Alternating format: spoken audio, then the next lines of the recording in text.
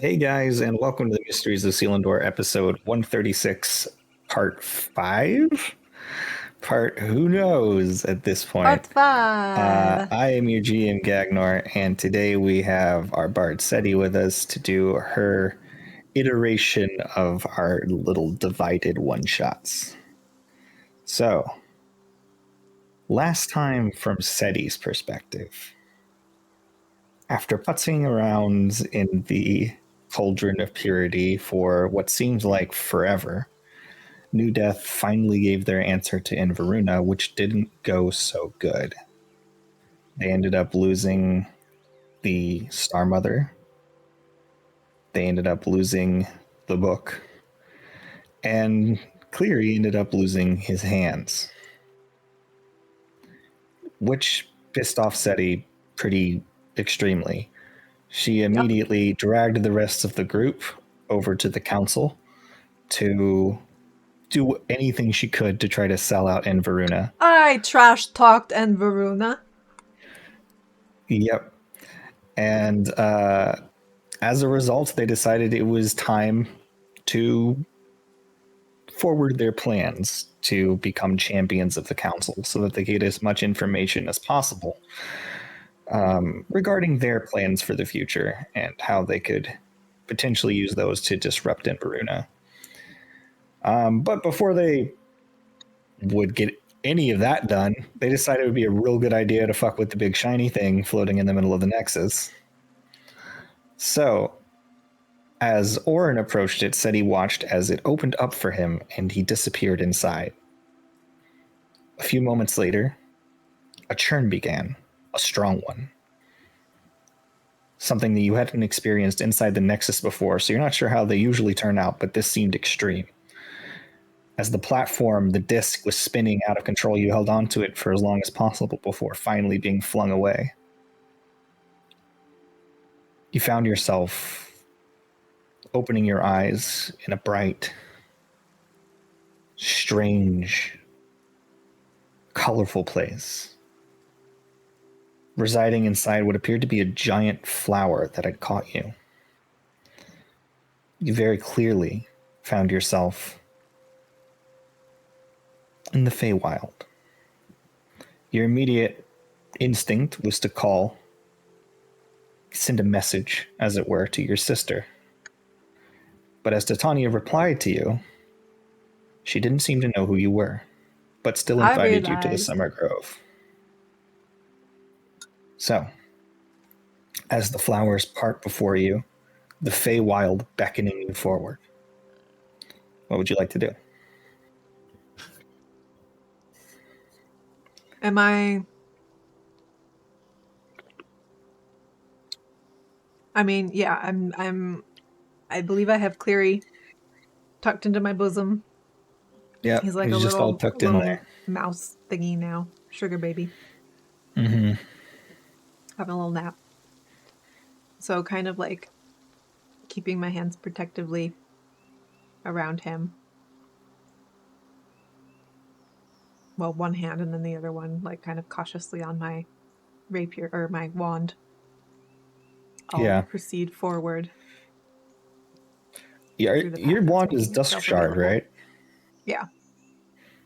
So it's almost always in wand form these days. Oh, it doesn't have to exist at all, is my point. Because you can I can just conjure it into That's your right. hand. Never mind. I'm not holding any. I've just got both hands. Just yeah. And then I just wanted you to remember that you don't have to. I forgot. You show no weapons unless you want to show weapons. Yeah. So you're just moving about, holding it, holding the sugar baby to your chest. Maybe a hand will pop out every now and again, and just ready to materialize your wand.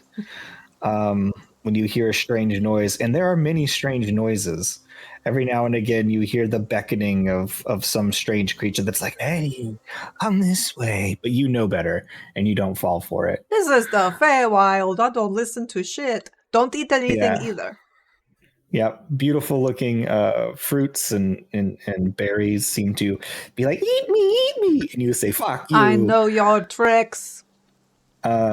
And as you continue moving your way forward, everything else still seems to bow and bend, as if reverently, as you make your way through. It isn't more than maybe about an hour. And at this point, you're expecting Cleary to just burst out of your chest at any moment and just have a full-on Cleary. But That's it doesn't right, happen. polymorph. Uh-oh. Is time different here? Is it... Uh-oh. Shit. What if it's not Instead, Cleary? What if it's just a random sugar baby I'm carrying around? It's still sleeping, nuzzled. Every now and again it twitches. Well, either way, I love you with my whole heart. Still just twitching, sleeping. Okay. But as about an hour has passed now, and you've had a bit of a freak out about Cleary, you do begin to notice other denizens, not hidden like before, and not as strange as most of the creatures from the Feywild you've met. Some of them even stranger that they would be here. You see a group of scared gnomes hiding and huddled in a small little grove, separated by what appears to be nothing more than a sheet. And directly next to them, you see a gnoll hunkered down, chewing on scraps. And you begin to hear lots and lots of frogs.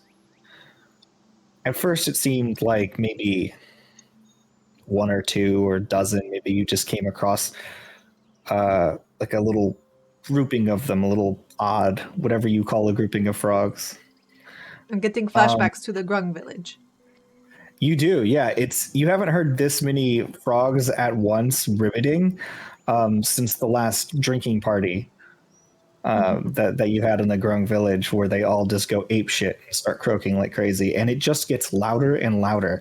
And you find that there are hundreds, if not thousands, of frogs in this area hopping around as you enter the most gorgeous grove you've ever seen in your entire life.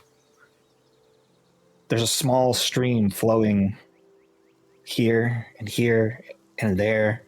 Strange how the water seems to flow up and over plants, dancing over them, and you see gemstones moving through the river's wake. You see filigree on all the trees, gold and silver seems to line them. You see so many more people than you would have expected, and definitely significantly more frogs than you would have anticipated, as you come into what is very clearly the Sealy Court. Looking at this large open glade with beautiful fluorescent flowers that seem to give off their own sunlight in the darker spaces where torches would be. You see, sitting in a chair, a throne of moss and twisted briar. Very vivacious redhead, beautiful curves, and yet somehow very different in a lot of her visual aspects than the ones you had previously seen. The angle's different, a bit of color change. You see she has wings on her back. As she sort of relaxes back, you clearly see the form of, at least a form, of Titania. Not but a few feet away, sitting on what appears to be a significant amount of fur and leather lining a similar briar throne. You see wild blonde hair and a very tall, very lithe form of Oberon. Oh. And as you walk forward, you hear, "Well, hello there. We welcome you to the Sealy Court." You see there are other notable individuals that seem to sort of move around in the distance. One, a very beautifully braided and filled with like gold inlays into the hair of what appears to be a very stout satyr. You've seen one like this before with this magnificent, beautiful and again, well adorned and braided beard and mustache of a Korrid. He turns and looks at you, and you can see he's playing like the soft flute music on a pan flute, and he turns to you and he goes, "Well, hello there, precious. It is my honor to welcome you here." Again, like picture a 3-foot tall satyr, stout, very wide, very covered in hair. And yet, as he says these words, you see a couple of nymphs sort of to the side. I'm going to curtsy very deeply to the throne and to the satyr. It's my honor to be here. Thank you. On the other side, you hear just a big, over-the-top sigh. "Mother, can I please return to my bower? I hate that you've given it all out to these poor, wretched souls."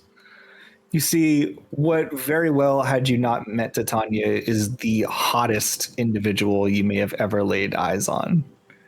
She's the most beautiful nymph you've ever seen, wearing pretty much just napkin-sized pieces of gossamer fabric to cover up and give her some very small semblance of modesty. Otherwise, she is completely undressed, lounging across what appears to be like a sort of mossy layabout, like a chaise long. You hear Titania's tone. She says, "Not now. Please keep yourself entertained, Veronestra." She goes, "Hmm." And then you see a unicorn with wings rises up from the back. It's just been grazing, and it says, "Calm all of yourselves down. We have a guest here, and one clearly of noble repute." Oberon just sort of glancing down at you goes, "Hmm," and sort of nods at you proudly and looks back off into the distance. Titania turns and says, "Yes, I wish we could welcome you here with a bit less hullabaloo, as it were. But it is my great honor to welcome one of your eminence." It's the honor's all mine, my lady. This I have met a counterpart of you in amalgamation. But this in the Feywild itself is, I mean, it's gorgeous here. This is incredible. I'm deeply honored to be in your presence. Thank you. An iteration of me. We did guess right, didn't we, dear? Nobron goes, and sort of looks to the side, says, "You are a walker in the worlds." I did. And the other version of you, she gave me these tits. Oh, they did look quite nice. And then you see to the side, the satyr says, "Indeed they do." And he's gonna bites his lip. And she says, "Hush now, Dom. None of that from you. Go play with your nymphs." He goes, "Oh." He kind of like you can see his ass clearly like saunter shaking as he kind of like makes his way a little bit off to the side. Everyone's so sexy here. She says, "Yes, they're quite competitive in such ways." But interesting. Our world has long been cut off from the multiverse, ever since the stairs fell. So to see one, to smell, is what first caught us. That sort of tinge of otherworld. Oh. Yes, I hadn't realized. I guess I've studied the Feywild a lot, and I'm speaking in Sylvan for all this. Yeah. But I hadn't realized you were so isolated here. Oh, dear, it's not the Feywild. No, no. You hear a couple of chuckles. We mean our whole sphere. Oh, We can no. travel about, of course, but the world's connecting to other versions, the multiverse proper. From that, we are severed. Right. Right. Did you not know? It's Making your way here must have been so difficult, and yet you, our first visitor we've received from another world in what? 200 years? Anyway, at least, dear. So he continues I'd looking off into the distance. be very curious to hear about the last one, but it was rather an accident. I don't know how I wound up here. I got flung off a thing that was flying about during a big storm, sort of a storm, basically, and While you're bam, I'm saying here. this, you feel a bit of a rumbling into the ground, and you can like sense a sort of tension in the air as the rumbling sort of happens and then stops. She says, we'll be having more visitors soon, I'm sure. Sorry to interrupt. Well, that's a bit of a bummer. We were hoping maybe you would be the answer to all this. As it is, perhaps you could be at least a bit useful, considering you're clearly touched by both the dark and light. I am. I have met the amalgamation of your sister as well, our sister. Her eyes turn a moment. Our sister.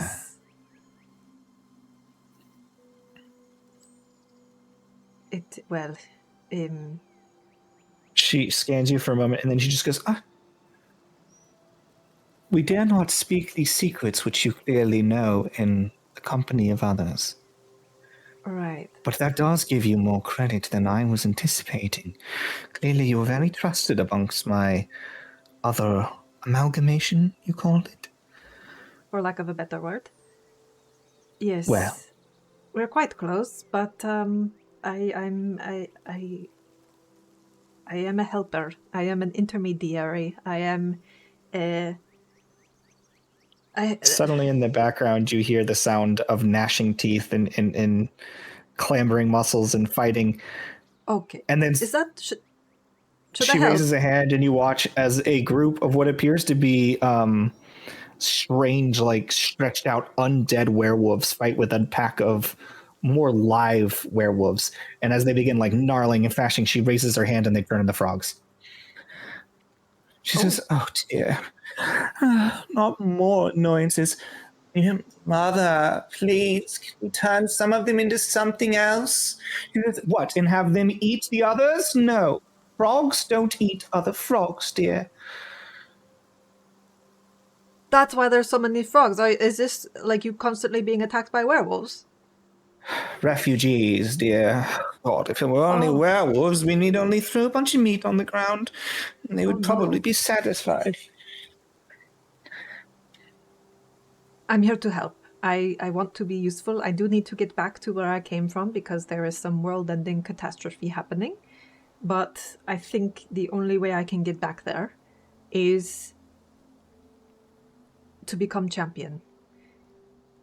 And champion? You hear some sort of like giggling from those that are still in the mood for it. You I hear know. like oh, coming from the other side as Dom like turns and starts giggling. I know. But hear me out. Let me show my mettle. Let me be useful. And I don't know. There's a lot going on for me today. Suddenly this is my boyfriend. I'll take query off. Here, boyfriend. You see a couple of people just go, like a couple of like he's individuals all around that were like, hear the word boyfriend, and a bunch of the nymphs that are surrounding just kind of like fade off into the background, like no longer interested. I mean, I didn't say we were exclusive, but okay. Just he He got stuck. I mean, somebody polymorphed him into this, and I think he's stuck, or it's maybe time is different here, but I'm worried about him. He lost his hands today. He was tortured, and somebody stole something very important from him.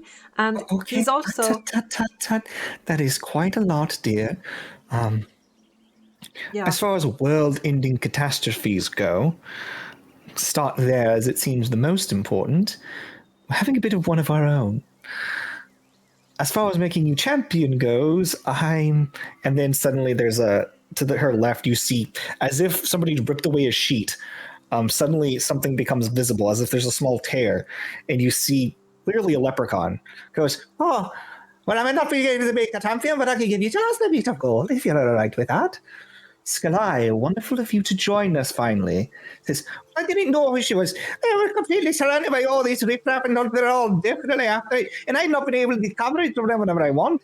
Instead, I have to be covering it all right over here because my pot of gold can't even travel back the rainbow bit. Sorry.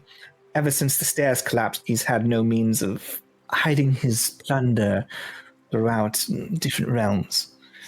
He can't travel quite as well as we do. He only traveled by the rainbow light, which vanished along with it. Oh. That's unfortunate. I'm so sorry. Oh, don't worry, dear. It's been, thousands of years since it all went down, and some of us still haven't adjusted. Says, oh, go eat your own ass. You know, he used to be our jester. He used to be fun and entertaining. Now all he does is hide all day and have all of his little helpers counting his coins. Completely pointless.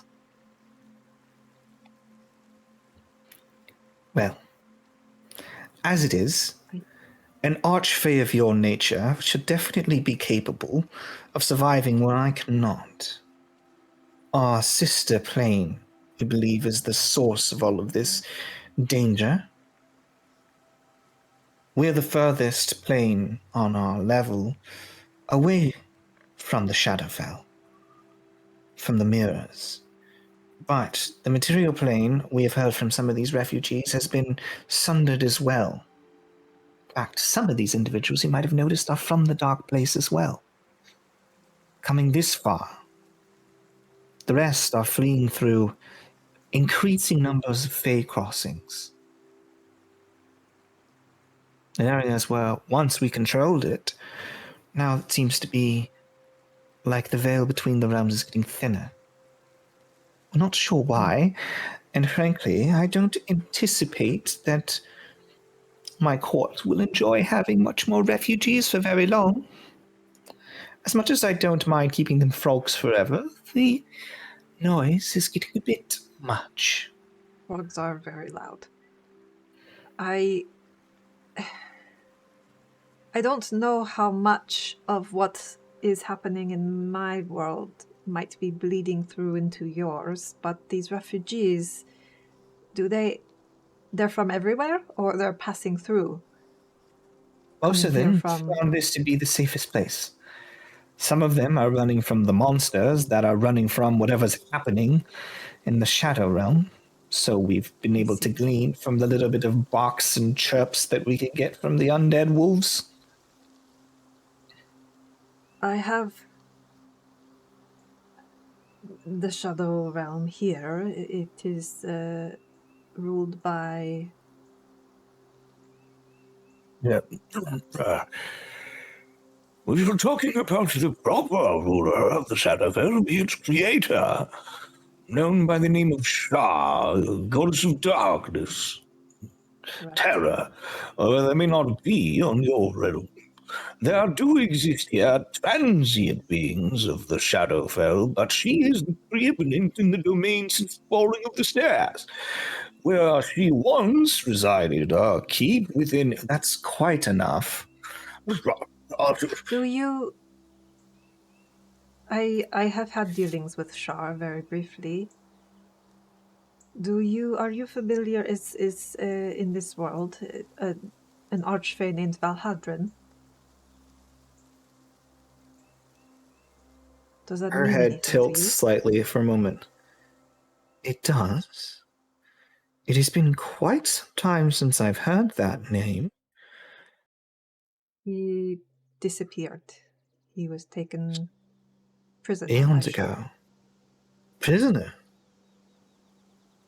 Well, that would be the first I've heard of it. Last I heard, bored with our realm, he left to go do dalliances with the moon or some such rumors I'd heard. Well, But prisoner by Shah?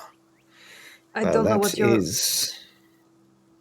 He was father's close friend. And he confronted Shah on behalf of Selindor and was taken prisoner. This here is his spirit, his mind, but his body is still trapped with Shah. She looks at the sugar baby for a moment and goes, you see her eyes sort of like glint with green light, and she just sort of stares for a moment. Are you Father certain, put him. dear? Well, I'm beginning to suspect it might just be a sugar baby and it got swapped somehow when I came here, but...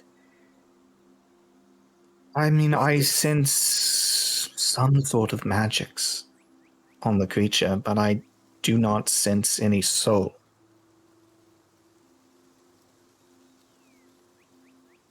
I don't know what might have happened in the transfer, if he got put back into his original body in Char's prison. Oh dear, if that is the case, that would be a very bad place for him to be right now.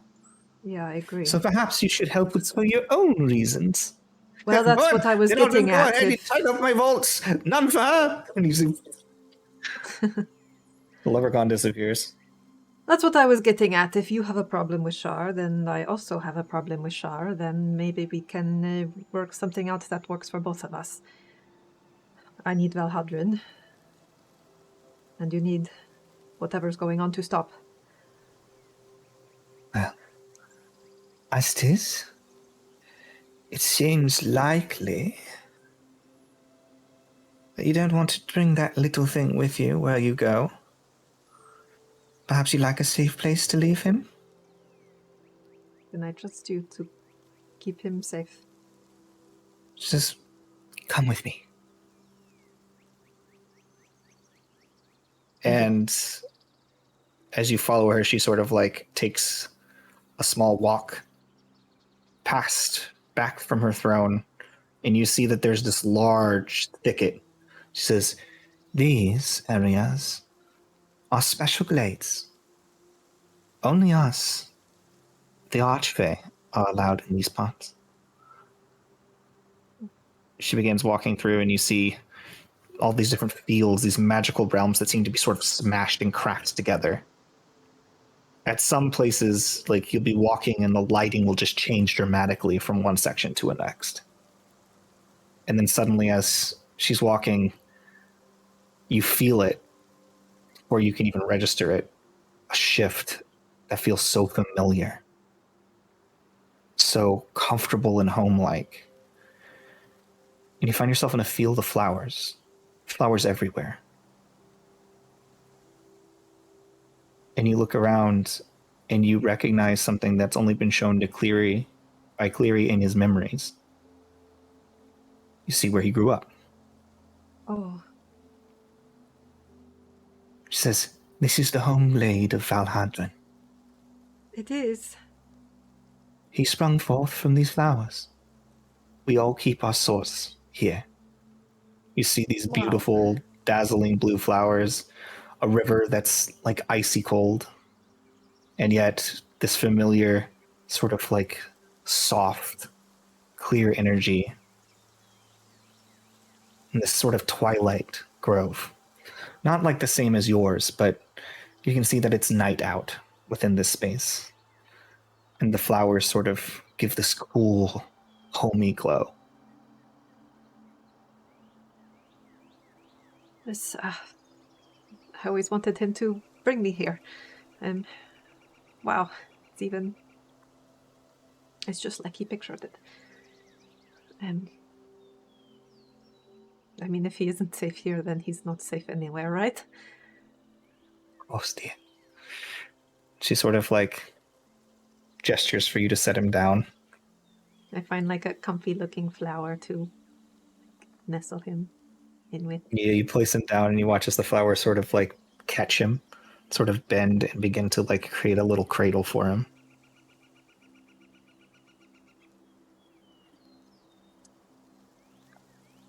Okay.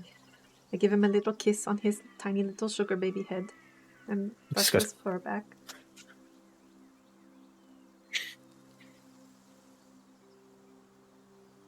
Okay. Well, I would like to know anything that might be helpful. I mean, I can't just walk in and talk to Shar and solve all the problems. Although that would be great if I could. She sort of walks over like away from where he is and sort of brings you into like a sort of different space that you recognize instantly with these thick oaks and this warm light pulled through. A space that you have seen when you visited her true form before, that you had seen. Clearly the home glade of Titania. She says, "What would you like to know?" "Yeah, we can speak, the others won't hear." "Clearly you know of our sister, also known as the Queen of Air and Darkness." Yes. Where I'm from, she's into cosplay. And I have borrowed her costumes before. Are we finally getting along there? There is a distance, but it is sort of a mutual acknowledgement of the way things are. It is a comfortable distance. I hope that by the time I am done with you both, you will be getting along, and we will be having family dinners that are just chaotic and sexy and stupid. Well, I can't speak for all of what I may be, but I at least would like that very much. Oh, I miss her. Ooh. And there, I've also... Oberon is also there. He owns a tea shop, and the teas make you feel different things. And my hunter runs a tea shop. Oh my god. If he could we hear painted that. a giant mural on the wall of the tea shop of a bunch of like sexy fae. Oh, I'm going to tease him for this later. Thank you so much. The gift you have given me. Here he is known as Oberon, Lord of the Hunt and Beastmaster, and he runs a tea shop. It's a very good tea shop. I have some of the tea. I think I have some of the tea with me. Oh, because I have the pot. Oh, but it's in... Wait. Is that in my bag of holding that got stolen? I have no idea. Probably. It's not actually in my character sheet anywhere. Well, it was probably in the bag. It's not important. Anyway. You can give her some tea. We'll just say that you have like some of the original that you bought, and she's like, "Oh my god, this gift is to business, dear. If you give me too much pleasure, I may never get back to the task at hand." Right, sorry. It's just, there's a lot been going on. It's good to just gossip a bit. Right, so anything you know about the Shadowfell, here, this version, negotiating tactics or weaknesses or any, I don't know. For a time, when the ladder was still there, when the rainbow light, the ribbon, Yggdrasil, some called it, the world tree that connected all things, allowed us to walk to the outer lands, allowed us to connect to the multiverse, to feel that instance of everything. The cobbled streets, I remember them even to this day, though long ago it once was, of sigil. But since our disconnect and everything else, our connecting to everything else has become smaller. We've had to fight against it. What was once infinite feels so little to those of us from the early times. A lot of gods whose planes resided far away have brought back their scale to realms where they have the most of their power. So Shah, who once resided in the astral sea, has moved her way back directly to a plane that she created, and rarely spent time there before. And yet here she is. The conflict that she has with her sister, I believe, may be the cause of this, but I'm not certain. Right. As far as the Shadowfells go, I assume you can move relatively quick when you're on the other side, but I can open a shadow crossing. But my kind cannot survive there long. We are quite quickly corrupted by the darkness of that place. And it's I not see. really the dark that's the problem. The cursed lands are just too putrid. They're absent of flora. They're unkind to fauna. Truly a desolate place.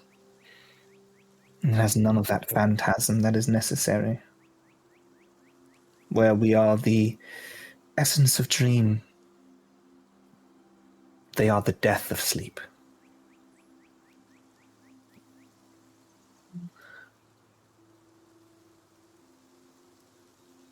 Well, Right. Well, I have seen a hint of it before, although there's no telling how different this might be. I'm not worried about surviving or not becoming corrupted, but I am worried about what Shar will do, because if I wind up in a prison like Valhaldred's, then it's a lot more at stake than just me and just your realm. You don't know why you were cut off from Sigil? all we know is that the connection, we call it the stairs, the infinite staircase that led all creatures from all walks and connected everything, was severed.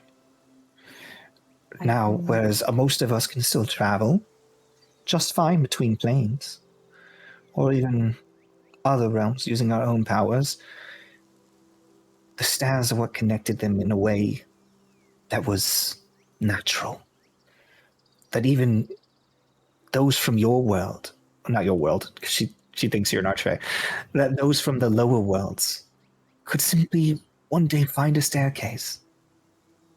Wooden, stone, who knows? That just led from there and continued to infinity. A random passerby could be connected to the multiverse in a way that even gods now cannot. Right. Our universe itself was cut off from all the others. I can't say this is my first time in a different universe, I guess. But I am most recently from the place that Sigil became when it fell. And I'll tell her what I know about Norththought in the Far Realm and kind of theorize that maybe this weakening in her world, maybe that has something to do with Norththought. I don't know. But rainbow light is like kind of his thing, and I'll just tell her. She spends some time just thinking about it, and she's like, it's as good a theory as any. I'd have to see it myself, feel the energies to know. But And I am. All I can hope is that whenever you're done with whatever it is that you do on your side, We're trying to it fix will it. maybe make it easier for you to go home, because frankly, I don't know how to get you out of this universe and back where you came from. The fact you were thrown here by accident might mean that this is your new home. And it might. It could. What if there's another blip and I just poof vanish again? I don't know. But well, then if you do, and if you go back, do what you can to reconnect us, dear, because gods, when they don't feel like they can do anything and everything that they want, can become very dangerous. Nobody wants to feel pent up and trapped and isolated. Yeah. Effectively, they're still infinity, and yet they it's all not enough. act like Infinity. they've been put in a cage. Right. Because they have memory of something greater. We are trying to fix it. We might die trying. Everything could go tits up and all of existence could end if it goes wrong. But we are trying our damnedest to prevent that. And I am working with your counterpart and the Queen's counterpart and many other people's counterpart and Dad. And we are doing our best. She's just kind of like the dad. She's like, sure.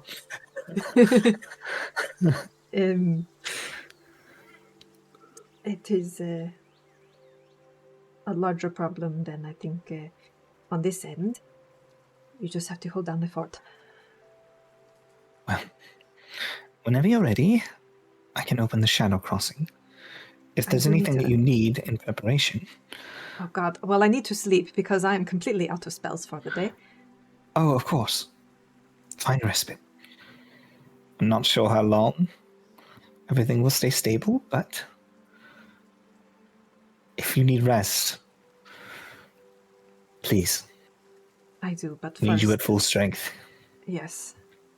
It wouldn't do now to go barging into something and only be able to cast like a healing word about it. So, I would like to rest in Valhadrin's Grove, if that's okay, but before I do, could I ask, you mentioned Char's sister, what is her situation here? Is there one? Sorry, Char's counterpart, Selindor. Yeah, okay. Well, it's just you made it seem like you didn't know who her sister was, and I was very confused for a moment. But yes, Saloon, what about her?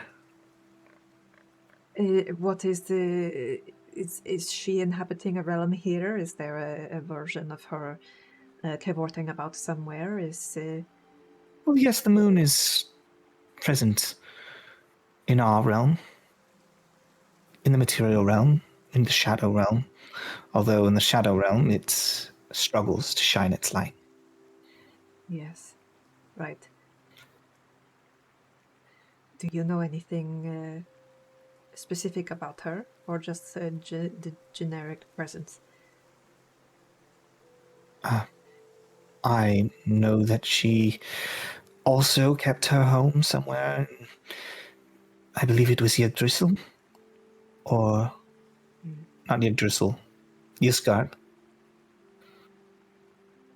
It was either Ysgard or it was the Astral Sea later, potentially. I'm not sure exactly where she was keeping her territory, but she also had to move it directly to the moon. Right. I wonder, and this, I have a tendency to play with things that are far above my pay grade and probably stupid ideas, but I wonder if it might be helpful to talk to her before I go to the Shadowfell. That is completely up to you. If that is what you think is the situation that would help most, by all means. I will say that as it currently stands, I don't have a direct path there. I could try to shoot you there, but I've never been to the moon, so it's sort of just aiming that way via. I will try something myself while I sleep, and if it doesn't work, maybe we can reevaluate when I have woken up. Well, find your rest. So good to meet you. You Thank you as well. so much for the hospitality. I'm so glad to see you. Oh, by the way, I'm Titonia. And you are? I'm Setimera, but Seti. Seti. Thank you. She just sort of nods and sort of shrinks down to a small pixie and flitters away. And you watch as the realm fades around you and you find yourself back in Cleary's. I'm going to curl up next to the sugar baby. and I'm probably going to have a hard time sleeping, but energetically, I'm exhausted, so I will try to sing myself to sleep. And Okay. when I do, It's a I will. small song coming from your lips as you curl around. The sound of the glade moving around you, and you feel as the flowers hug around you as well, cradling you. And when I'm asleep, I will try to dream Belle and see if I can seek out Saloon. Roll a d100. Okay. You're trying to use the dream spell on a god. I know, but I've done it before. Yeah, you've done it before. Okay. Dice be good to me. Oh, 95. With a 95, you find yourself blinking. He's trying to dip into the water, trying to find this, and you find yourself simply walking across them instead. You look up and you see the moon, and you feel your body moving towards it.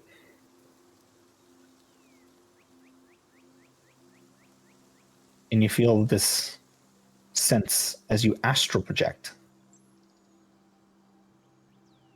Instead of doing your normal dream walking, you find yourself moving about in a silver palace. Oh, You find yourself on the landing. You look out behind you, and you look and you see what appears to be just infinite expanse of the moon. You find yourself in a large crater. It seems to like dip out and all around.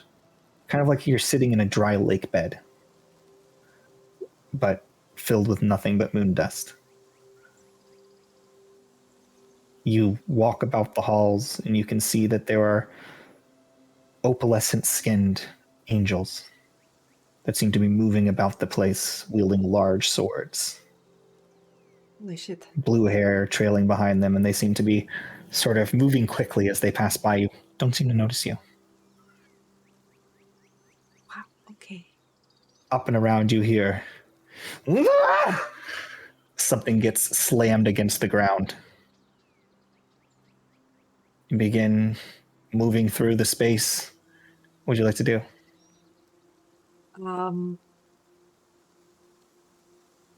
Gosh. I've been here before, but only in the room that was shuttered for Cleary, yeah? I don't know if I step in, is there an obvious path to like a throne room or like a receiving hall or something? Where you are now is basically the entranceway. There's no doors or anything. It's mostly just pillars that sort of lead from one section to another. It's all open into space.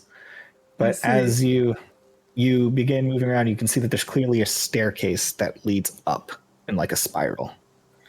And that's where the noise came from, certainly. All right, yeah, let's try that. As you begin running up these steps, you find yourself in a landing. The entire thing seems like it's made out of crystal, or not crystal, silver and moonstone. Just this massive, beautiful cathedral-like room. You can see it opened up, looking down into multiple realms from where she is. But you see on the ground, cracking the ground with her fist, wearing a long silver dress, very gossamer sheen, long, glowing silver hair, tan skin, young. She turns and looks at you, and you can see her eyes are silvery white with people sitting inside. And she looks at you, and you can see tears filling her eyes. Who's there? I'm going to like fall down before her and sort of like the deepest bow on my knees. My Lady Selindor. She My name looks is towards you, Setimera.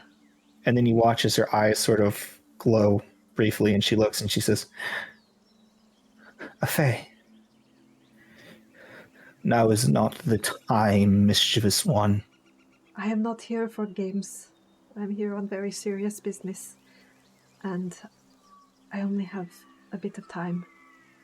But I think you Make would like to hear a what I have to say. make a persuasion check before you keep talking, because if you do not persuade well enough, she will instantly begin doing attacks on you mentally." 25? Make a wisdom saving throw. Oh no. Not my worst saving throw. That's a 12.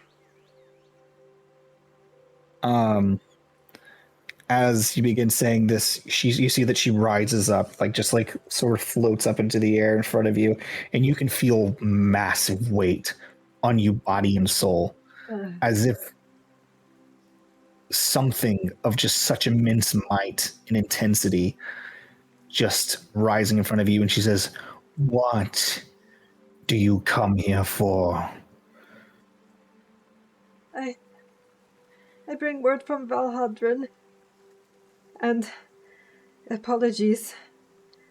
Before you Far even overdue. finished anything after Valhadrin, she's on her knees in front of you. She reaches out and she's like holding your face. "What did he say? What's happening?" I'm just like, I'm also just crying in front of her, like like two drunk girls in a bathroom. Yeah, she's shaking. Like, I begged him to tell you himself, but he was not. All this time he's been taken prisoner by Shar. And he needs our help. and she says, "I know." And then she looks out towards the veranda and she throws a hand out, and you see like it just grips something and zooms in, pulls out the darkness, and you see Valhadrin wrapped in chains, his arms spread out wide, and he's screaming. Did that screaming just start recently, or has that been going on the whole time? She looks at you and she says, "I thought he was dead for so long. I thought he was dead for millennia." Yeah. And then she brought him out and started torturing him. Yeah. It just I think started days ago, and now for days screaming. And you can see, like, against her far wall, she just looks for a moment, and you see a door, a familiar door, the only door in her whole palace. Oh. And she says, that was his room. "I always hoped he was turning back. That he was coming back. It's like I could feel him. But then he was so..." And then she just looks out, and you can see him just screaming silently. Oh. I have to. I'm going to go to the. I have to go. I'm going to the Shadowfell, and I'm going to try to get him out. But I need all the help I can get, and anything you can tell me about Shar, or what to look out for there, or if you can provide a distraction or anything at all. And then I'm she looks at going me and for him. she says, "I'm doing everything I can." Okay. And then you see as she lifts back out, and she turns once again, and she lifts a hand. And as she does, you see something falling away from the moon in the direction of the darkness. Okay. The vision of Cleary disappearing, and then she falls to the ground and begins crying again. Oh. Can I want to try to like console her, like hold her, like again the drunk girl in the bathroom kind of thing. But I also don't want to infringe on her. She's a god, so like. But I want to say. I don't want to say too much for him because he should really tell you himself once he's out of there. But he loved you so greatly and so deeply. He was afraid he would eclipse you.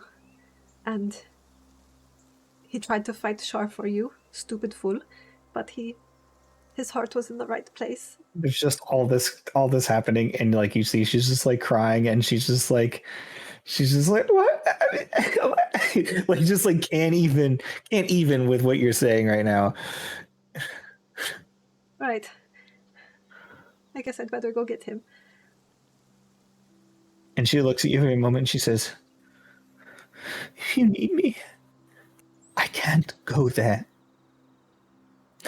But I can help. Crush it if you need assistance. And she just hands you just like this tiniest little bead of light. I will tell you that when I spoke to Shar, begging for his release in a different world, she said that she would free him in exchange for one of your fractures. Don't know if that means anything to you, or how bad it would be. She looks at you and she's like, I don't know what a fracture is. Right, that's what I thought.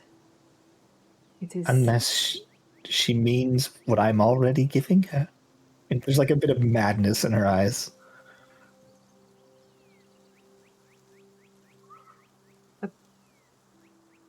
It's hard to explain.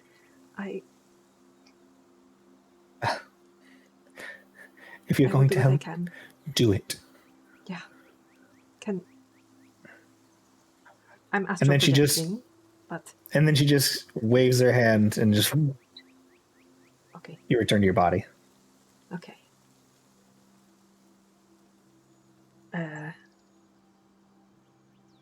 Well, okay. I wake up next to the sugar baby. I'm gonna kiss his little forehead again. And I'm gonna be like, well, I think that kind of complicates our relationship. Good thing I didn't tell her who I am to you. And boop his little snoot. And I've got the thing to crush. Yep, it's a little bead of light in your hand. Can I... Well, I'm not... Never mind, I don't have Identify anymore or anything. Okay, I'll tuck that away in one of my pouches in my belt. And, I guess I'll look around the grove and maybe just call for Titania. As you will for Titania to arrive, she just steps out as if she was just standing on the other side of a curtain. Just steps in and just says, are you prepared? Selindor's a mess. She's got it. Oh. She's having a tough time up there. Well, when you asked, I did ask others to look into it, and you're right, there has been changes. I do believe that the number of tears that trailed after Saloon have reduced in number.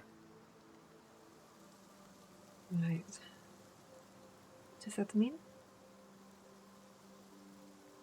We don't exactly remember when or why it happened, but at some point there was a large explosion of some kind of light, and there became celestial bodies that followed and trailed after the moon. Huh. People called it the Tears of Saloon. I see.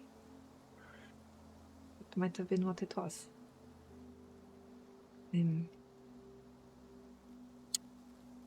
Valhadrin's being tortured as we speak. She has direct eyes on him. So, I would like to... I mean, I'm just looking for a disturbance, right? Something that is creating refugees, something that is weakening Veils, or... I can put you somewhere in the vicinity of the Palace of Loss. That is where we know Shah's stronghold to be. And yes, something should be different, strange, active. If we're feeling it here, it's probably big. Which means move quickly. Okay. Okay. I wish I could do this for you. But part of me is really glad I can't. And as she raises a hand, you see a dark veil appears. Right. Here goes nothing. Thank you. And as you step through, we'll take a break. I don't know when we started, but it feels like a good time for a break. Yeah, I have no. When did we start? We've been up for an hour and 10, so yeah, let's do it. Yeah, All all right. right. So we'll go ahead and take a quick break here because it's a good break point, and then we'll be back in just a few minutes. And we are back. So, Seti, as you walk through this shadow crossing, you expect, sure, it's going to be dark.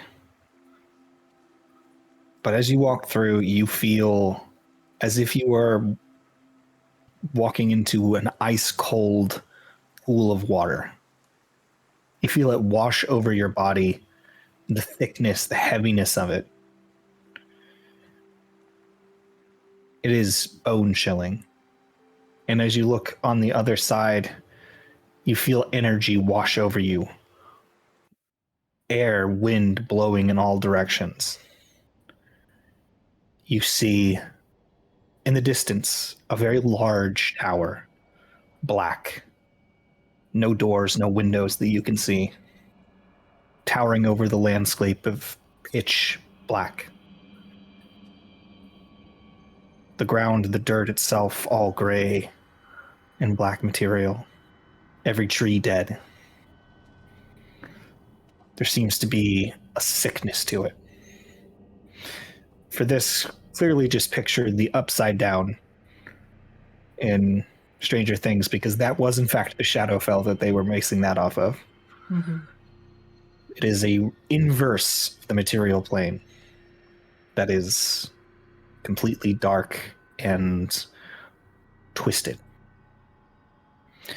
Everywhere you are looking, from where you are, you see all this darkness, but you also see cracks.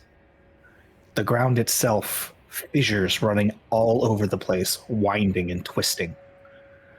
And you see white light pouring up from within.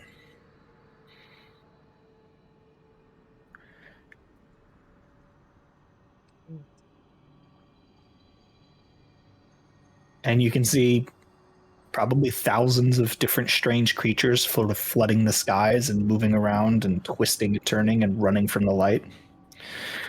What would you like to do? The light is clearly the bad thing that I'm here to investigate. Certainly for these guys, yeah. Oh no, that's Saloon's distraction, maybe. Something like You what flew off the moon. make me an intelligence check. 18. With an 18, looking into the distance, the cracks seem to be coming from the area surrounding, but not directly the tower. It's as if there are multiple points where these cracks begin to come from, and then they meet and create just desolate areas where there's just thousands of cracks that seem to be just like, again, shooting light straight up, which is frying a lot of the, like, you can hear the screams of a lot of the denizens of the Shadowfell. Right. A lot of them are also like disappearing at the same time. But I don't get an insight into, is this the thing I'm here for, or is this like moonlight? I don't know. I'll let you decide that yourself. Do I get a sense of like, This definitely looks like a moonlight situation coming from the ground. Sure, yeah. mm-hmm. But it's also widespread devastation. Yeah. Boy, I wish I had more useful spells as a solo traveler. As you are in this space, though, you look. Something catches your eye. Where's the star? There are no stars in the sky. You do see what appears to be a star moving and falling. up high in the distance. Right. I have to get into this structure. Like, that's obviously where Valhadron's going to be held, somewhere inside. And it's also where the light's happening. So if that is what I'm here for, then I need to investigate. Mm-hmm. It's probably about a mile or two away. I want to... Stars getting brighter and brighter. Is it like crashing towards or just passing overhead? It's crashing towards. Like towards the building or towards me? Towards the building. Okay. Shit. But it's clearly falling from the sky. Like, yeah. This is a straight up fucking meteor. Okay. Somebody's at our door, but I'm not. Fuck it.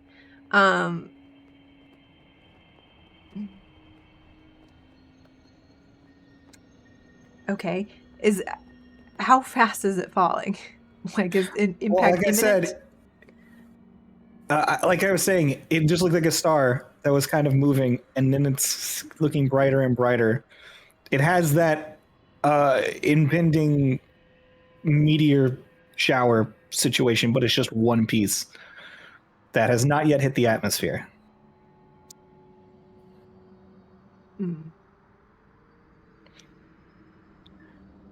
It's up to you what you want to do, but there's like legit, like, she's basically launching a nuke. So yeah, so I need to... Great distraction, but also Valhadron's in there. So... And it's like a mile or two away, so I'm not even going to be able to get there very quickly. No. Unless I have multiple dimension door, which is all like... I'm just going to say this. As you're trying to figure out and math, what do I do? What the fuck do I do? Like many people who've got... I have seen the inside of Valhadron's jail, Weeblet. Right? Mm-hmm. Could I maybe just teleport there? You could certainly try to teleport inside of a god's domain. Oh, God. You're like, this is a stupid idea, but you're welcome to do it anyway. Boy. I mean, none of my other 7th level spells are going to be that useful anyway, so... If I'm... Maybe she's got her... I don't know. Fuck it. Let's try. I'm going to try to teleport. Holding that picture, especially like him screaming in it, like in my mind. Okay. Try to yeet myself into the jail cell. So as you yeet yourself into the jail cell, which you remember as a sort of black ravine that looked up at the moon, you can now see, looking around, that you are not in that. But you are instead locked in the air about 100 feet or so above where it is. Okay. Bamf out my wings. And as you bamf out your wings and you find yourself, you're locked in air. And then you look up and you see that you are about level with the top of the tower, on top of which is a 30-foot tall, black-skinned entity, which you've seen if you've played Baldur's Gate 3. Right. As Shar stands at the top of her tower and is looking at you, you can't see her eyes, but you can feel them burning into you. Shit. She says, "What do we have here?" Her head twisting. Things are about to fall apart. A bit of light sort of appearing behind you, and you can feel her gaze kind of going back up.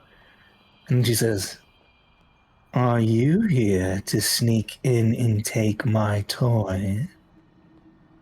I'm here to find out why everyone's fleeing your plane. "Oh, as you can see, my sister is throwing quite the fit." That's it. That's all that's happening. "A moment." And you can feel the light behind you is getting incredibly bright, casting shadows in the Shadowfell. And then you see she sort of waves her hand. The meteor falls to the right, probably about a mile or two to the right of where you guys are. And you feel the concussive blast, and a pillar, mushroom cloud of white celestial light just, and everything around you starts shaking and rattling. Waves of energy start bustling into you. They bend your wings. And then she goes,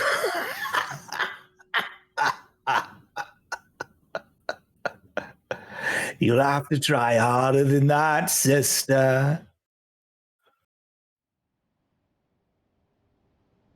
But you can see the Shadowfell is right and truly fucked. I'm not sure you'd like her to try harder than that.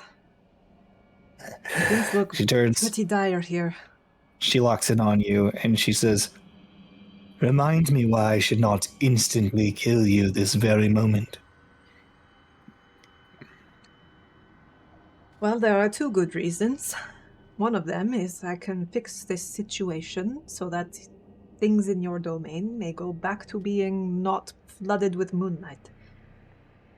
The second is that there's some world-ending catastrophe happening in Selindor.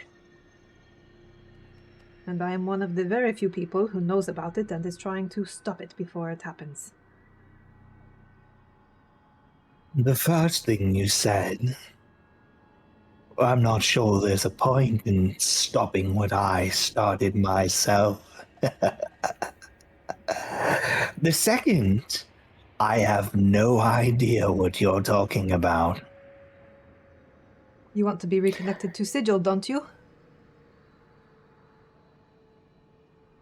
Are you saying you can open the gates to the multiverse once again? We're working on it. Working on it? I was promised, if I do this, the gates would open again. And you see she twists her finger, and you hear from below, and I'm not going to scream, but you hear from below, echoing in the chamber. Well, how is that supposed to help? Who made that promise to you? Because I think they're full of shit. She says, when the worlds were closed off, entities such as Saloon and I, and she spits, we lost a lot more than others. Light and darkness, matter that connects between all things. Dimensions do not separate what we can feel. The darkness that spreads through one spreads through all. Feeling limitation for the first time when the stairs fell, I knew loss, more loss than I'd ever put upon my followers. I am in pain, and so I have been reaching out as far as I can into the darkness. And the darkness reached back. It told me the secret not but a few days ago. That I had the very key in my own cellar. A forgotten piece. So here I am, listening to the dark. And she smiles. Yes, well, I'm sorry to disappoint you, but it sounds like your darkness might have a personal vendetta against me specifically, and might just want to be fucking with your toys. There is no fool in the universe or any other. that would fuck with me. And you feel intense pressure. Once again, something that you felt in the presence of Saloon. The raw power of a god. I don't know, my lady. It seems like your realm is falling apart around you. On the basis of empty promises from someone you don't even know. What will you do if this place shatters and you have nowhere else to run to? There's always other places to run to. Run. Like I would even. But I would survive, even if everything's destroyed here. I could make it anew, should I wish. This realm is a temporary place, and she knows it. She's not aiming for the tower, child. She's just bluffing. There's nothing she can do, and she knows it. But my sister once held the gate. It travels through her realm. Her lake was once filled with light. Now it is empty. Don't you know, her realm is called the Gates of the Moon, the base of the infinite staircase. If I torture her enough, she'll open it back up again. I think you misapprehend her control over that situation. If she could have ended this and gotten the love of her life back, don't you think she would have? She rages because she is helpless and distraught beyond reason. And she will continue raging until there is nothing left. Then what would you do? Have me back down for nothing? No. At least I can torture my sister. Besides, I've grown bored of listening to you. She begins to raise a hand. I'm gonna crush the light. As soon as she said I'm growing bored, I'm like just smashing that thing in my pouch. As you smash the light, suddenly it bursts out with an explosion of light, and you fall. I got my wings. Your I'm just gonna wings- plummet, but I'm gonna embrace the plummet, and I want to beeline for Valhadrin. As you begin beelining for Valhadrin, you see where it explodes. 7 of her angels with blue hair and pearlescent skin burst out and immediately fly at her. He says, Trojan horse. And you watch as the 7 of them collide with Shar. Meanwhile, you fall towards the ground where you see Valhadrin chained, stretched, and being pierced. And surrounding him are 4 strange, single-eyed entities. Their bodies skeletal with no limbs, a maw, and then surrounding them spectral lights of what might have been.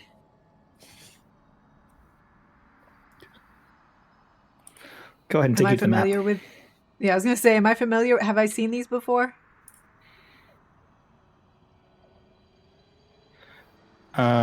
Let me. Oh, I never put you on here. But let me just drag that. And I'll put you on wherever you want to be. I want to come down like right in the fucking center. I never also Like- grabbed a Valhadrin either. Whoops. As I'm falling, I just want to blast out. Well, I probably don't want to do the AoE one. All right, so you would be coming down about right there. Okay, so like as I'm falling, if I can, if they're not aware of me yet. Okay. I want to use my bonus action as I'm falling to change my wand into a rapier, which I never do, Okay. and then use my action to steal wind strike as soon as I'm within 30 feet of one of these creatures. I'm just gonna put Cleary in the cage. Because I don't have a Valhadron mini. I didn't remember to get one. And also, I could not, for the life of me, make the Fissures of Light that I wanted to. That was the best I could do.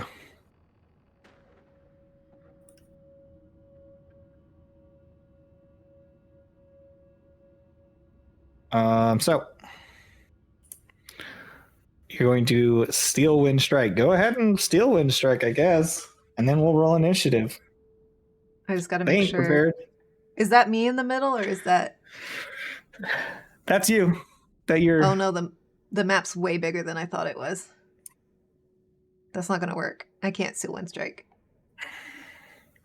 Don't use the measuring tool. I don't think it's accurate. 5, 10, 15, 20, 25, 30, 35 feet to that thing. Yeah, it has to be 30. And then this one is 5, 10, 15, 20, 25, 30, 35, 40, 45. Yep, it's way more than 30 feet between them. Yeah, so I wouldn't be able But it's to not do that, 80 feet between them. Well, they're too far away for me to steal wind strike, even one of them, so I can't Yep. actually do that. So, retcon, you know they're out of range. Yeah, the map didn't look that big on my tiny ass monitor. Okay. Can I retcon my full turn? Yeah, it's fine. Then, like, as I'm falling, I just Eldritch Blast. good old faithful Eldritch Blast. I mean, yeah, it's up to you what you want to do. You do you. Just pick one. We're gonna Eldritch Blast. Wait, where's Cleary? He's over here. We're gonna Eldritch Blast this one. The top one. Is that 27 to hit?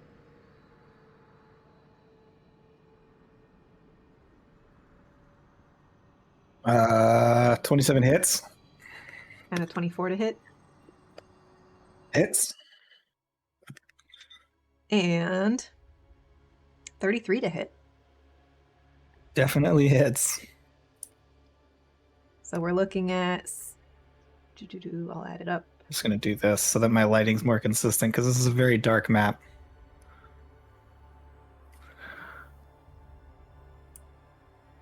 So that's 37 points of force damage. And I will also add a tick of my thingamabob. Yeah, thing about that Bob. Aspect of Twilight.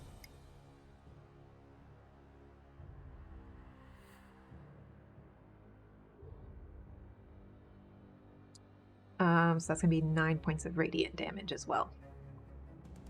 9 points of radiant damage, okay.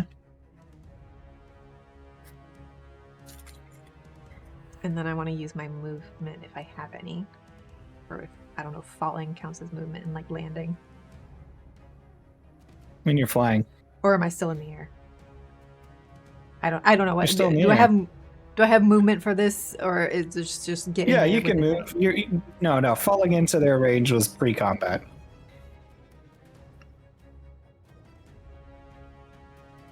Just kind of make my way towards Cleary, but I think I have more movement than that. Let me check. Fly speed is. Oh God, where is it? What's it called? Otherworldly guys. Flying speed of 40. Yeah. So another 2. Yeah. Okay. I'm beelining for that cage. All right, so you're beelining for the cage. So you beeline. Now we're rolling initiative. That's going to be. What did you roll? Good question. I have advantage, so I get to roll again. Ooh, 24, 27. All right, well, you're first. So you go before they get to act still. Cool beans. So I'm going to move 5, 10, 15, 20, 25. I'm at the cage. You find that he has black chains attached to his wrists and his feet. Like 4 locks, basically. Like 4 locks. Yeah. So Yes. for my action, I think it's a level spell. Is it 4th? No. For my action, I'm gonna put up a wall of force around us and just close us in. I don't- Damn it. No, I don't know how that works. So these chains, these black chains, Mm-hmm. were created by Shar Uh-huh. and go past where you would be making this wall of force. Right, so you're like, can that pass through? Do I would they count- go through your wall of force, or does your wall of force go through them, or does one lose? I, like, without reading the text of Wall of Force, I would treat them like part of the environment. Yeah. Like Sure. rocks. you know? Sure. Yeah, if that's the way it works, then yes, you treat them like rocks. So it just molds around them. So you've got a wall of force around you and Cleary. Yeah. The wall is a 1/4 inch thick. Lasts for 10 minutes if I'm concentrating, and if it cuts through a creature's space, the creature gets pushed to one side or the other. How big is the wall of force?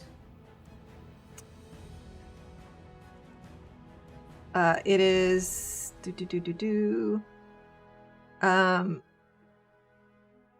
it's a hemisphere dome with a radius of 10 feet, or up to 10 feet, so it can be smaller. I just wanted to cover both of us, so the radius can be, 15 feet? Okay, fair enough. Or not. You can draw it on there if you want. Okie dokie.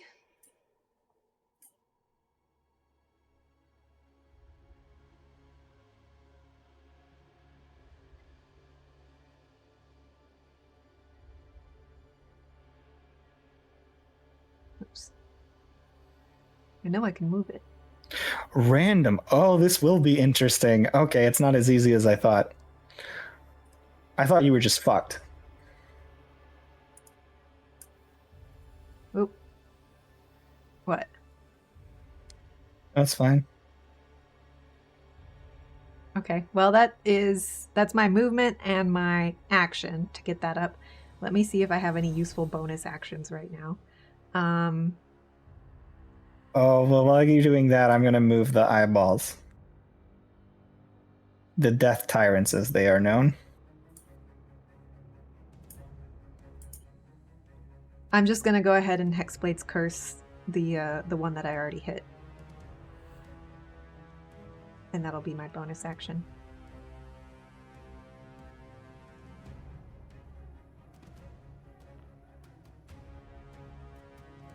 Okay, that would be the one Fuck above it. you here. Fuck it, I'm gonna give Cleary Bardic Inspiration. That's my bonus action. That's actually as far as you can get. Cool. Well, there are 4 negative energy cones on this thing, and they're all going to fire random eye rays at you. Oh no! So, if it's not disintegration, I'm fine. If it's not disintegration ray, you might be fine. If it's disintegration ray, gone.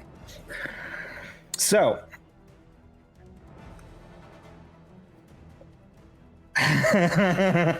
Don't tell me you immediately got disintegration. No, I haven't rolled yet. First of the 3 of them. Reroll duplicates. As a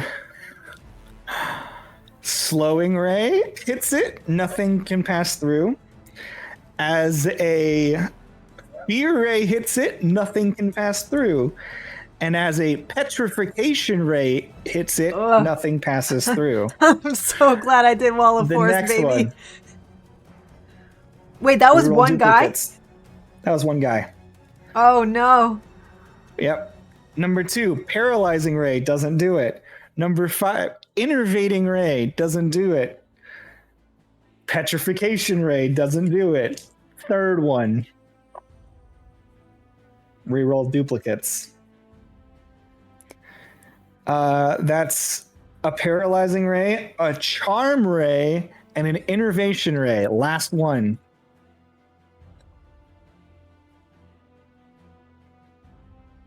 A charm ray, a telekinetic ray, and the disintegration ray Ow. finishes off your protections. Shit. I am intentionally making the 9 the last one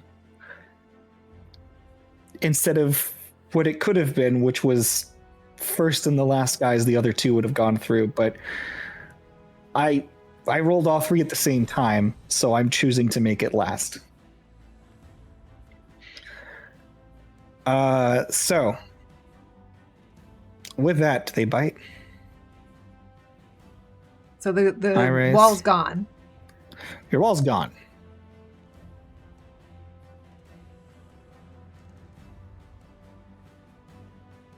But was that all And of them? you were... That was all of them. And they all moved, too. So it is your turn. And you know Okay. that what they just did, all focused on you, is going to be bad. Yeah. Whatever decision I make here is extremely crucial. It better fucking work. It better fucking work. So I'm just going to reach out for Valhadrin. Uh-huh. So I have a hand on him, and I'm going to polymorph him. I'll tell him, I'm going to get you out of here. And I want to polymorph him. I need to go check some spells. Da da da da da da da da. This is interesting. I'm not sure how it works. Spells.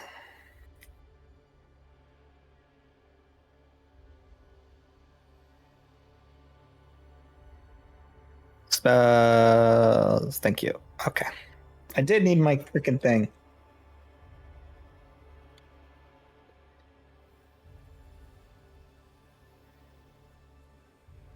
No, that's not what I meant to do.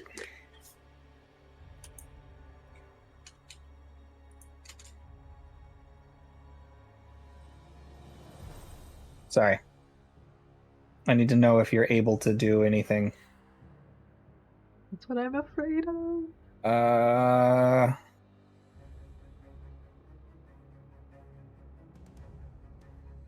Creatures magically restrained. If it succeeds, it's immune to the spell. While affected by the spell, the creature does not need to eat, drink, does not age, can't locate it, perceive it. When you cast the spell, you choose one of the following imprisonments. Ending the spell. Okay.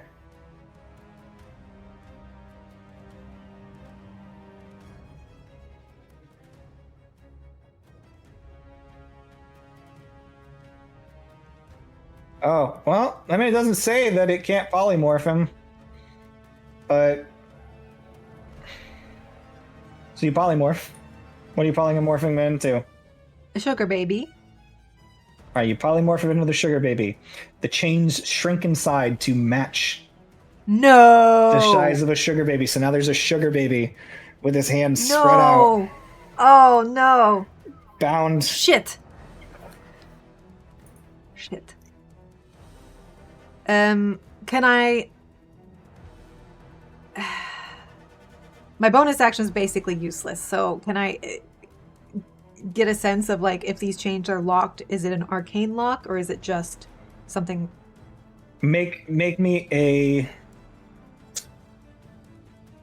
You make me an investigation or an arcana check, not investigation. Blah blah blah blah blah blah blah. That's 22. This is a spell. I can't dispel magic. This spell is the 9th level spell, Imprisonment. There's basically nothing I can do.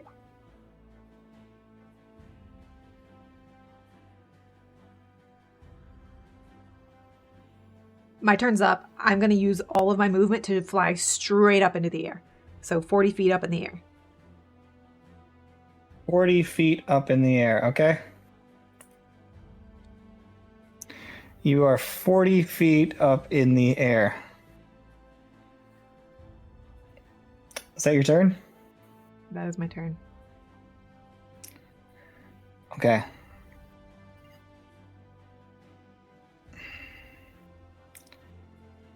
All of the cones of negative energy straight up at you.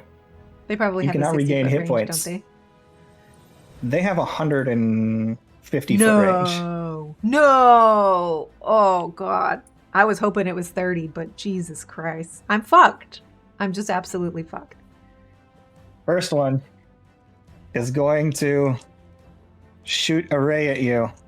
I made the wrong choice. I should have Well, put the wall of 3 force rays back at you. up. Okay. The Is first this something ray, I can counter spell? Is it it's not a spell, is DC, it? make a dexterity saving throw. It's not a spell I can counter spell, is it? No, this is a ability that is 13. part of its body. 13? Yeah. You begin to turn to stone, Yeah. Cool shit. and you are restrained. Gotta repeat a saving throw for that at the beginning of each of your turns. Okay. Or at the end of your next turn. On a success, it ends. On failure, you're petrified. Cool. And this is over. The next one, DC 17 dexterity.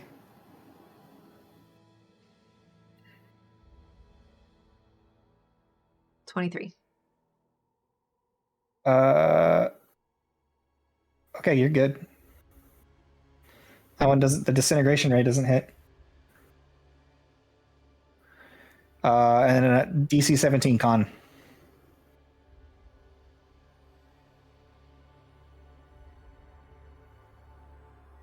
$21. So you're gonna take half damage.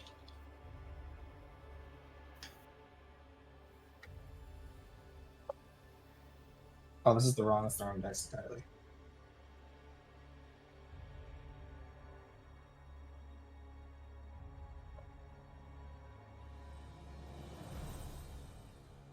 I don't have So a that's potion for 21 purification. points. That's 21 points of necrotic damage. Anyways, that was from the first guy. Yeah, I'm fucked.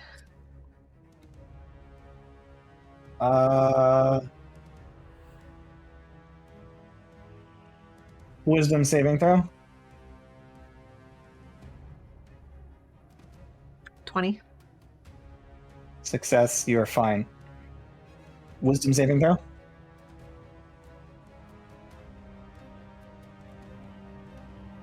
$16.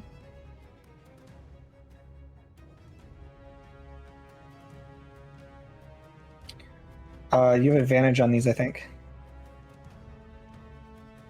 Is it against charm? Charm. Yeah. Yeah. That's even worse. It's a 10. Oh, okay. Well, Unless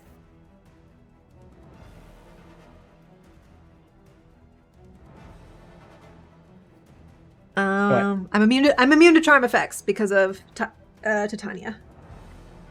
Okay then. Last one is Dex. And these are all happening at the same time, so I'm not going to make you do the disadvantage from being restrained yet. 29. Success. You get missed by the disintegration ray again. Fuck. I hate this so much. Cool. Wisdom save. It's an 18. 18. You succeed barely. The next one is once again the charm one, and so you're immune. And then a dexterity saving throw, and this is the death ray. Oh. Don't tell me that. I got a 15. You're taking damage from the death ray. I'm just gonna. I gotta do it this way. Wait, It's... is this... Wait, I'm being petrified right now, right? Yeah. I'm immune to petrify. Oh shit. Hallelujah! So far, all that's hit you, It's just all some that's damage. actually hurt you is the innervation ray. Now the death ray's hitting you, though. So that's 12, 20, 27, 37, 44, 48, 58 points of necrotic damage. Yikes. I do Are you think I still might alive? be resist. I'm still alive, but I think I am Okay. blinded. It says I'm immune. That's not right. It has to be resistant. You're Let not me check. immune to I'm definitely necrotic not immune damage. to necrotic, but I think I am resistant. So hold that number while I check. If I can find the fucking spell again to read the text. I have too many spells. Oh my god, just search it. Yeah.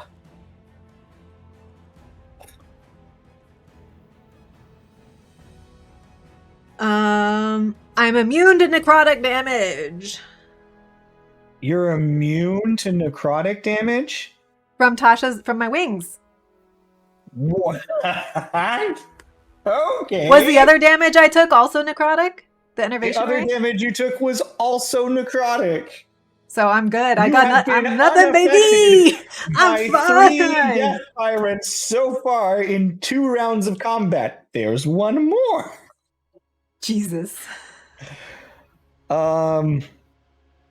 Wisdom saving throw.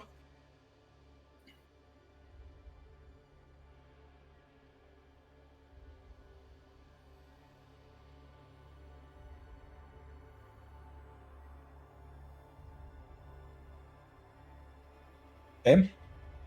Sorry, what? Wisdom What kind of saving saving throw. You're- Wisdom save. Gotcha. 7. Jesus. 7. 7. Ooh. You are frightened. Okay. Unless that's considered a charm effect. It doesn't. Yeah, I would.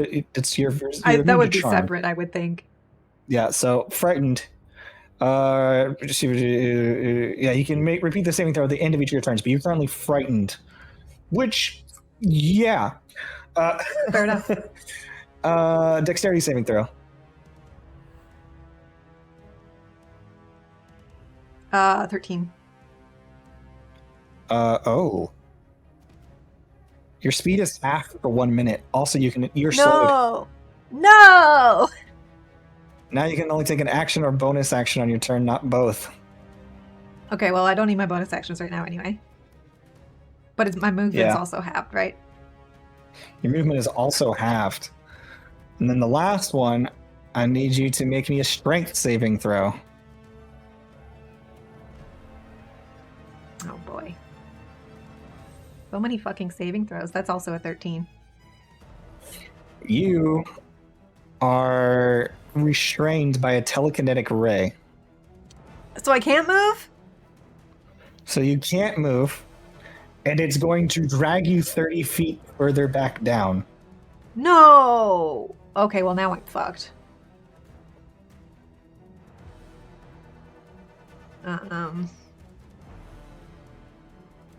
Boy. But that is the end of the Death Ray's turn. Meanwhile, up above, you hear much clattering of steel and lapping. All right. This is what happens when you try to rescue somebody from a god. No, I know. Shit. So I'm slowed, I'm restrained, and I'm what? You're slow, you're restrained, and you're afraid. And I'm afraid. Well, I can't move because I'm restrained. So I can't run away because I can't move. Yep. And then the slow means I only get an action or a bonus action, but not both. Yeah, okay, these guys also move closer. I think the only thing I can do then is throw up another wall of force. Oh my god. So you throw up a wall of force around yourself. But I want to, like, let me see. Let me do some math on how big it can be to see if I can get both me and Cleary in it.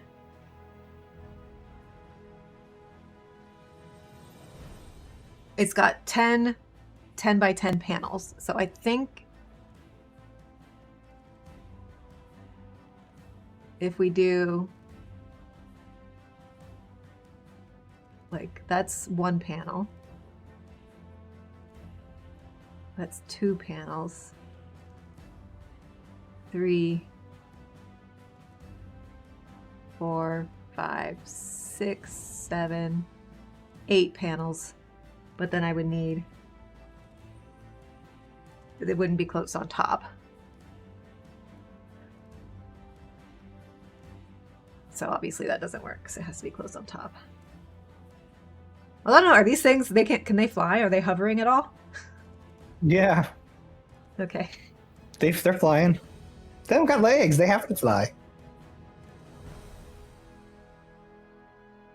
Let's try this. 1, 2, 3, 4.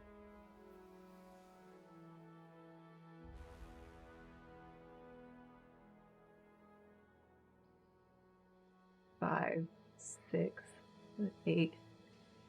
Would this work? Or is that like... What? That wouldn't work, right? That would cut Cleary in half, basically. Although it does say if it goes through a character's space, I can shunt them onto one side of the wall or the other. I mean, so here's my question. Does this have a roof or a floor, or is this just... It has a roof. This version would have a roof. Okay. No floor. Oh, okay. But I also don't know, like, are we standing... Is this a flat surface? You're in the air. He's suspended. Well, So but I'm only like, 10... We're both yeah, somewhat in the air. But 10 feet, yeah, there's a ground below 10 feet below that, so yeah. So we'd be wouldn't be sort able of like to get hovering under at the it. top of the box, but Yeah. that's my pitch. That's what I want to try to do. All right, you bring up your wall of force. I guess you don't have to do anything to cast it. So you just bring up your wall of force, and immediately you drop. Because the telekinetic ray is severed. Ooh, okay. You are, however, still afraid and still slowed. Yeah. And that's slow, your turn then. Because they used an action. So I guess if I do You an can action move. and then that drops, I can move. But I'm half speed. Yeah.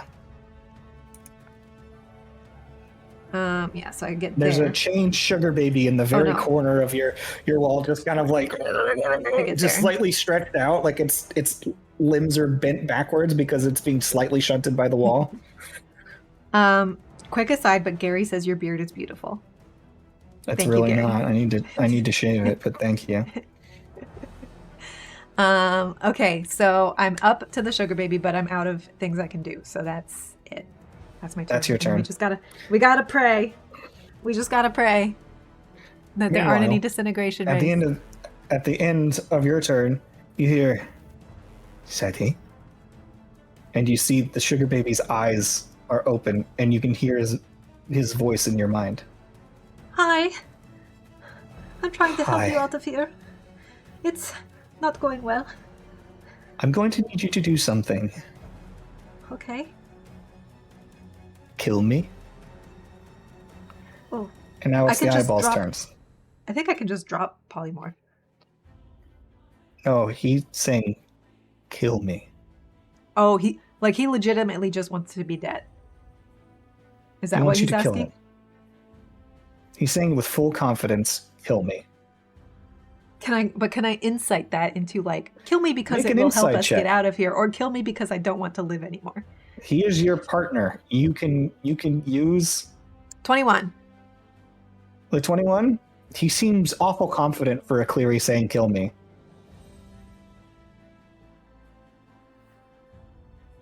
Okay. I trust him. The Cleary, doesn't want to die. So him Yeah. saying kill me in the voice that he's saying and not with the he's very expressive, and as your partner, he seems awful confident. He's not begging. Like this isn't a This isn't a beg. This is a trust me, kill me. I do trust him. Okay. Sorry. Gary wants to lay down and nap in it. All right. It's going to be a very scratchy nap. Okay, with that, it's death ray time, baby. Okay, Do you death wanna rays roll are for your fine. own Death rays. Do you want to roll No! for your own death rays? Could be your fault if you rolled for them.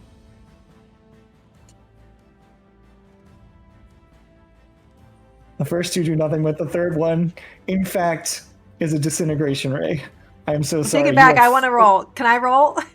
Yeah, you can roll if you want. Roll 3d10. Uh,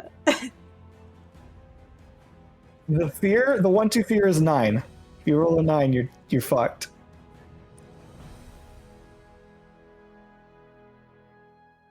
I got a 10.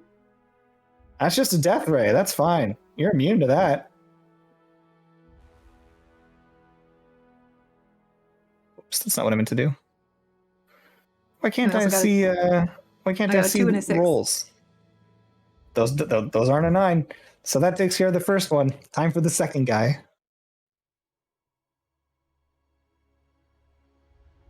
Nothing magic or otherwise can hit you while you're inside 2, this 2, thing. and 3. You reroll the 2. Reroll the 2s? You reroll Oh, duplicates. just reroll one of the ones. One of them. I see. It's a 9, baby. So there it goes. But you made it through two of them. Now it's time for the next one. I want to roll the next one too. Go for it. 1, 3, and a 6. You are immune to a charm, Ray. You are currently already feared. So actually, you need to make a fear check for the last one. That was at the end of my turn, wasn't it? Yeah. What was that save? Wisdom? Yeah, it's a wisdom save, and then you also make a dexterity save for the slow at the end of your turn. Okay, well that's a 5 on the fear, So you're still fucking scared. but it's a 19 Appropriate. on the slow. You're no longer slowed. So that's good to know. However, the fear rate, you're already under the effects of it, so it doesn't matter on the fear one. You can roll again if you'd like, but it won't matter. And then what was the last number you rolled? Custom roll. I got a 1, 6, and a 3. So 6. That's a strength saving throw. That's the telekinetic ray. Oh, fuck. That's a 12. So you're held in place and restrained.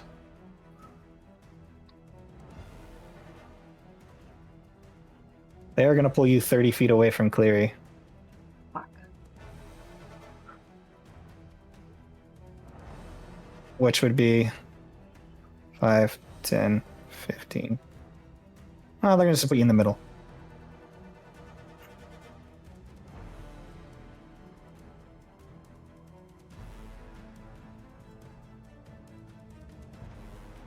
Okay. I got a plan. Okay? Is it my turn? Yeah. Bonus action, wand into a rapier. Now I'm gonna steel wind strike these motherfuckers, Okay. including Cleary. Okay. Make your steel we're wind gonna- strike. We're gonna start with the one that I've already injured. Sure. Yeah. Okay. He's the guy to the north. So that's gonna be a 38 to hit, Yeah. and we're gonna do 38 points of force damage. That's pretty solid. Is he looking at all rough? No. Okay. He looks like he's maybe taken about a little less than half his life in damage. All right.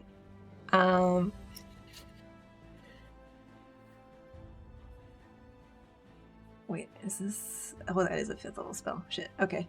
So the next guy to the left, we're gonna do. It's a 30 to hit, and that's Yes, gonna it be hits. 21 points of force.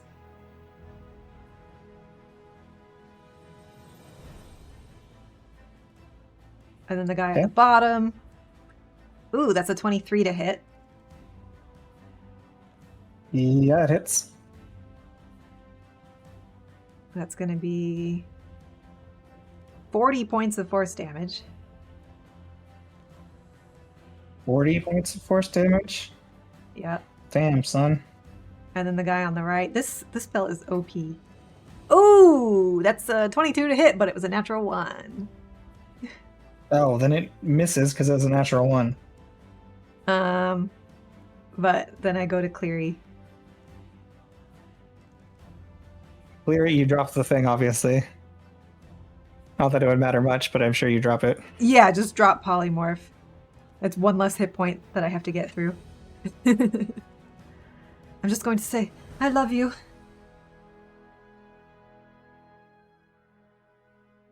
Cool. Well, he's restrained. 24 to hit. He's restrained, so you get advantage on the attack. I mean, unless it's a natural 20, it doesn't matter. But That's no, what we're rolling for. 38 to hit, but it wasn't a natural 20. Okay, roll your damage. That is only 27 points of force damage. All right. Well, he's still up. Cleary's not that. So that's my action. I'm not slowed. No, you teleported out of the beam.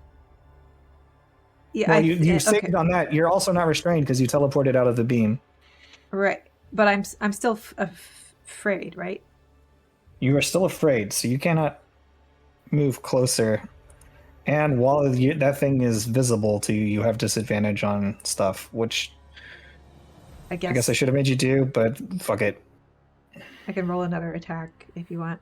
We'll say the one you missed because you couldn't get closer to it. You couldn't teleport to it because that's getting Okay. closer to it. Sure. That's fine. Oops. And then okay, so I do get a bonus action. Yeah. Can I? I could hex Cleary to get an extra 6 damage.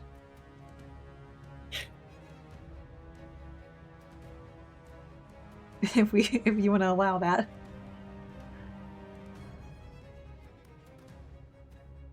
Sure. If that's what you want to do for your bonus action, you can do that. Creature must subtract the number. Because these guys aren't making attack rolls. I'm doing all the work over here. Yep. It's really great, actually. You know what? Okay. I'm still rolling dice. No, you know what? I should have done this before I attacked. But I can put up Spirit Shroud. Is that a concentration thing? Yeah, but I'm not concentrating on anything anymore. Is right? Tasha's otherworldly guys concentration? Oh, is it? Yeah. I don't know. Because you've been doing a lot of concentration stuff, and I'm just now checking. No, you're right. You're right. That is concentration. So that would have dropped the first time. That probably would have. the first time you did Wall of Force, you would have dropped out of the sky. So since you didn't know, let's I'm gonna let it slide till now. I'll take 60 points of damage. Because that's what was giving me necrotic resistance, or immunity. Okay. So I'm at half health. But there were other stuff that probably would have hit that we ignored. Probably. I'm sorry, I forget about concentration. Because I do it for free. You do know that. Yeah, that was saving your life, was being in Tasha's form. I know, but sure. I definitely did the Wall of Forces. I don't want to, You definitely did the Wall of Forces. Yeah. So Tasha's is gone. Yeah. It is a bonus action to put it back up though, and I can use that. I can spend a spell to do it. So you can just bonus action pop it back up. Yeah, if I have a spell slot. It's up to you. It would have to be my 8th level spell.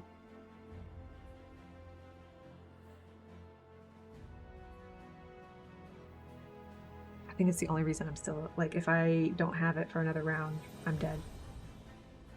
Almost definitely. So yeah, that'll be my bonus action. 8th level spell, put it back up. Okay. As you redon Tasha's otherworldly guise, then we're looking at eyeballs. Go ahead and roll those d10s, baby. Oh god. Unless you want me to do it. Well, because now we're playing with...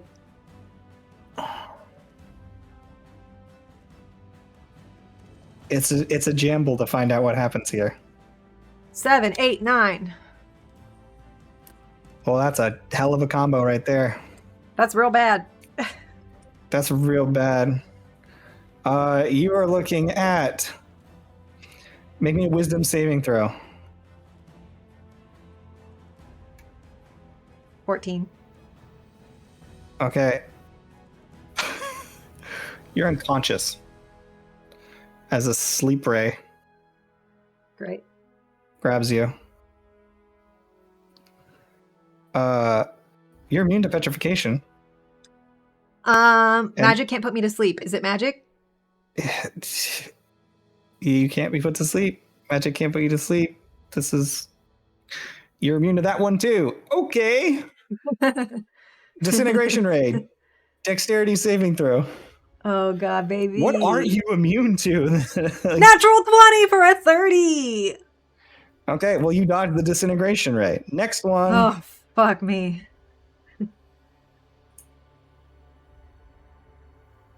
I hate this fight. I've never been more scared. That's a 0, 3, and a 2. Or a 10. This is a 10. 3 is fear, which you're already still afraid, so that doesn't do anything. 3, what? 3, a what and a 10? 2. 2. 3, 2. Oh, Constitution saving throw. You're not immune to this one. 19. But you did succeed, so you were not paralyzed. And then 10 is Death Ray, which you are immune to necrotic damage. So as it washes over you, you're fine. So these things, because they don't want to hurt the thing and they can't get too far in, this one's going to move here. This one's going to like kind of move up and above and like hit you with the rays. This one's going to move here. This one's going to move here. And the one that's closest to you is going to bite you as well. Oh no. If it could bite you. Not even close. But it still does his eyeballs things at you. So that was, you've done 2 of them now? Yeah. Or 1? Okay, so do the third.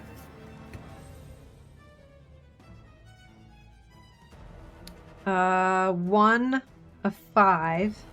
Immune. And a 6. Immune to necrotic damage. Strength saving throw.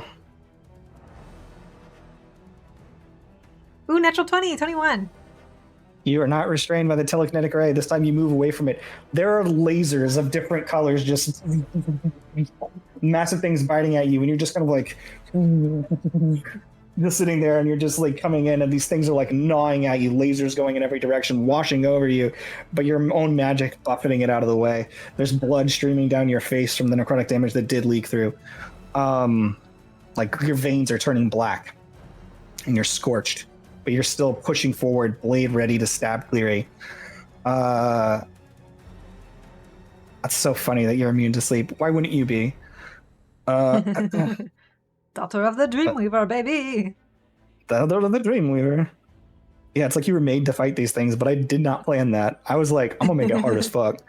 All right, so that's gonna put us at the last one.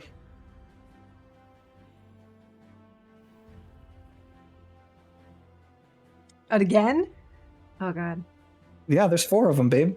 I thought one of them bit me and the other 3 did their thing. No, they can bite you too. That one just finally got close enough to bite you. They move real slow.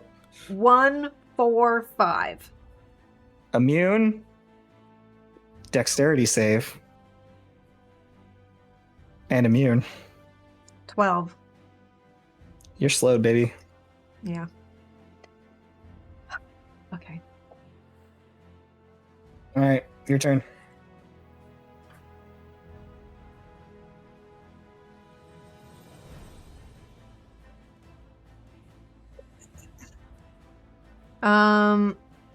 Those attack rolls, ability checks, con saves. That doesn't help me. Okay, don't do that. But so I don't get. I'm slowed, so I only get 1. You get an action or a bonus action, not both. Well, I could steal wind strike again. Certainly could. I'm running out of spells.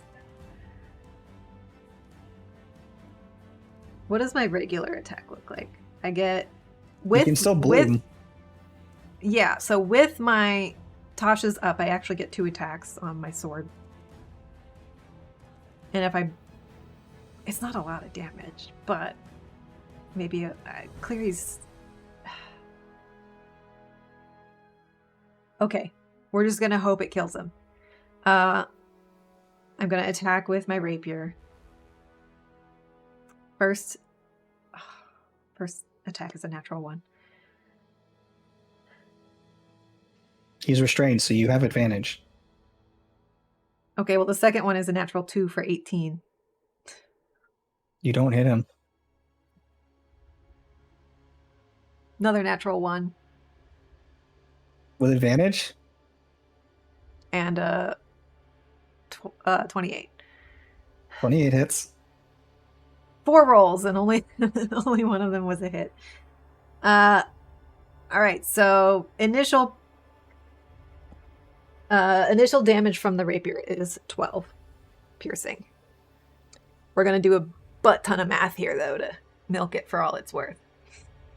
So 12 piercing? 12 piercing. Okay, next. Blooming Blade is 2d6 necrotic, and I gain that much as healing. Is it 2d6? I thought it got upgraded. It's me. Let me check. Is it? Have you made it to? If you've made it to your 4th fracture, then it should have been upgraded. Yeah, I have. That's what I'm double checking. Go check. So I think maybe the wand got upgraded, but the. Or I can check. Unseelie influences, Dusk Shard, weapon, 3d6 damage. Yeah, we just didn't upgrade that after we. Yep, but it's 3d6. Fractured. Okay, so that's 14 from Blooming Blade, necrotic. 14. And then I gain that much as healing, and then we're gonna do the Aspect of Twilight. I don't? Oh, the negative energy rates. Shit. Okay. And then we're gonna do Aspect of Twilight. And I didn't get a bonus action, so I can't hex in. Jesus, aspects of Twilight are so far down my sheet. So 2d8. Oh, no, those are d6s. Cancel. 2d8. That's going to be 7 points of radiant. Okay.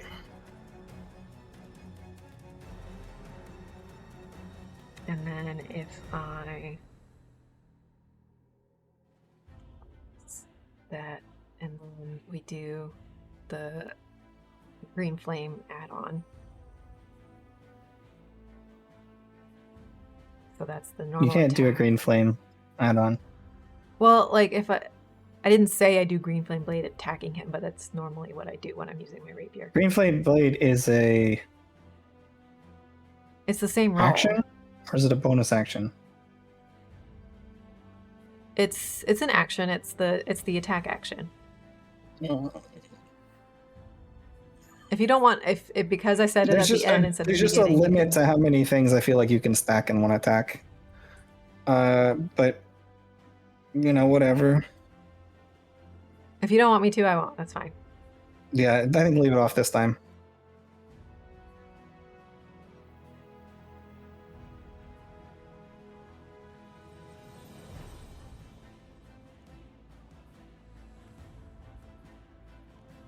That's my turn then. I can't move. So. All right.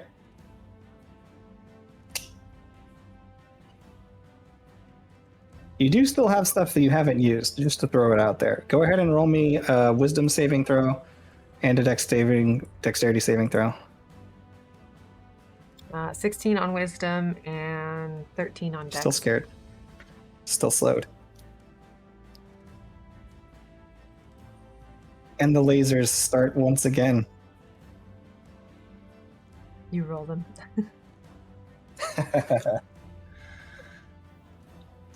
You're like, I don't want command over my own fate twice. That's cocked. Ooh. Give me a dexterity saving throw, please. 22. So you do not get hit by the disintegration ray. One. Immune. 2. Con save.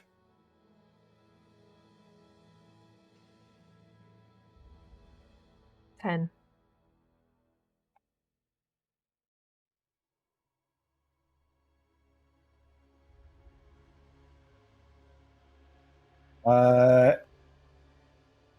Creature is incapacitated. Can't move or speak. You're paralyzed, babe. Automatically fail strength and dexterity saving throws. Attack rolls have advantage. Any attack roll that hits the creature is a critical hit if the attacker is within 5 feet. Okay. So if I get another disintegration ray, I'm just immediately disintegrated. Yep. As for the second one, third one, 0 is that which you're immune to, 4 is that which you already are, and 5 you are still immune to necrotic damage. And last one, Death Ray, Fear Ray, and Disintegration Ray. You automatically failed the check, so you're getting a disintegration. Oh boy.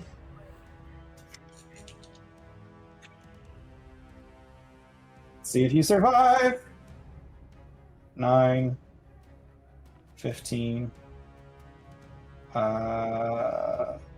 21. Talked. 21, 29, 33, 40, 45 points of force damage. Okay. I have 35 hit points left. Oh, cool. You didn't die. Everybody bites you.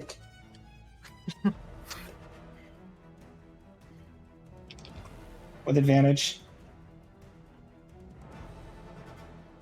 My AC is 22. One of those hits. Although if no, I'm not unconscious. I'm just paralyzed. You're just paralyzed. Okay, so one of those is going to hit.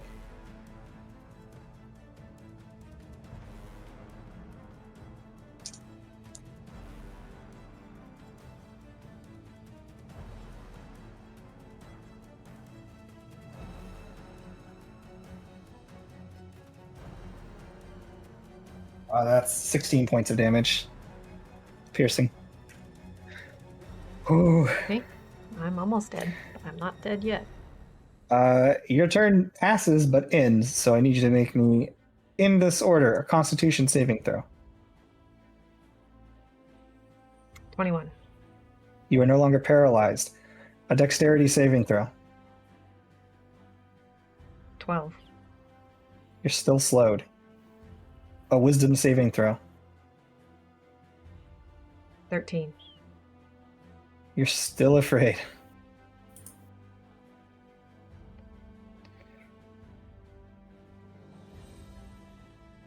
So,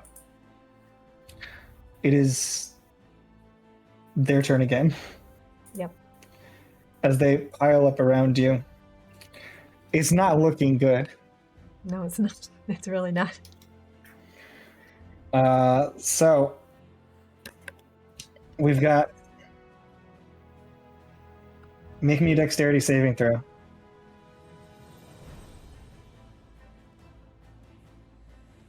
$13.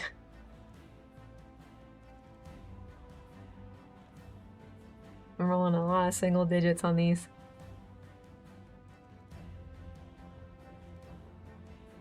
Oh, no, never mind.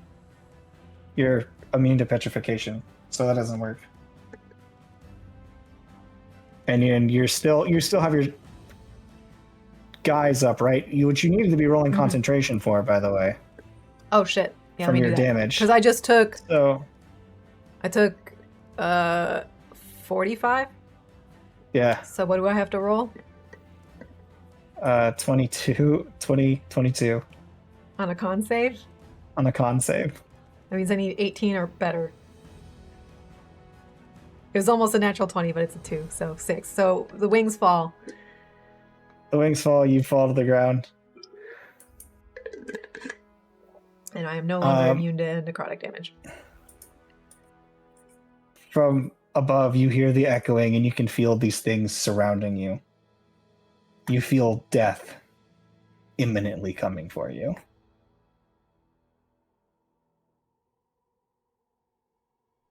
And then you feel something ripple.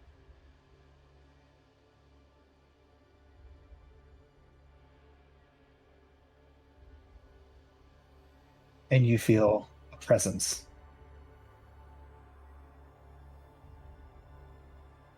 And you hear screaming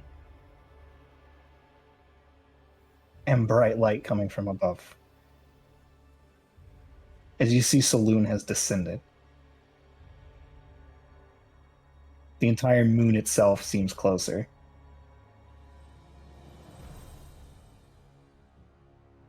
Suddenly, Saloon clashes with Shar.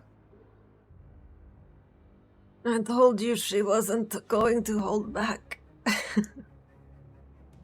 And as Saloon and Shar clash, you hear a call that's at this point getting muffled as the angels descend.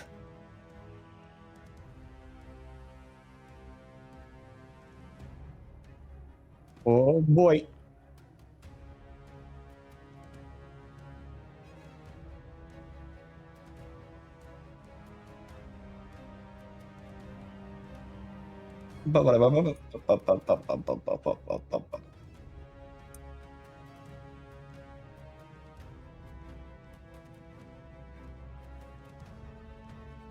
And they begin attacking.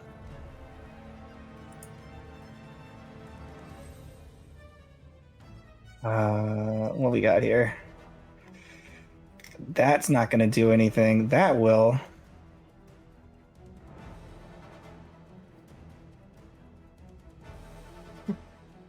Okay, so they're going to just start walloping.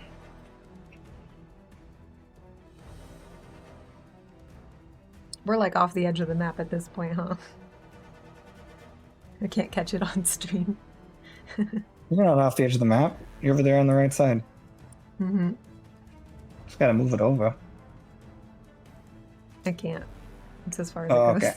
Oh, okay. Whoops. Yeah, so they're attacking. I don't want to roll all those numbers. but I guess I have no choice. That's gonna hit. Hit.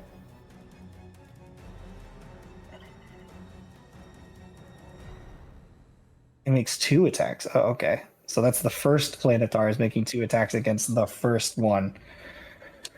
46. I'm gonna feel real quick. Yeah, okay. That's 11 slashing.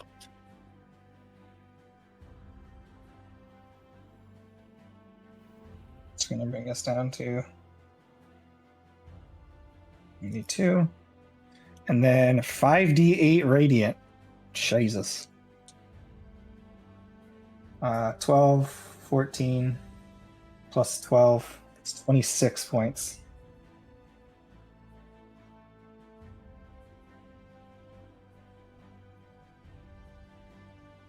Then it hits again.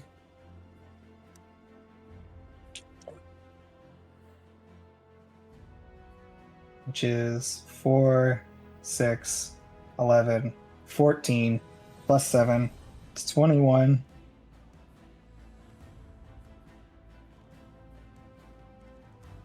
And then the d8s.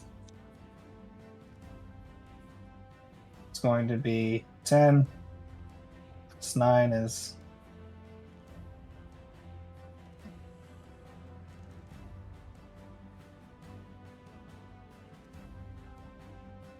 19 plus 3. 22.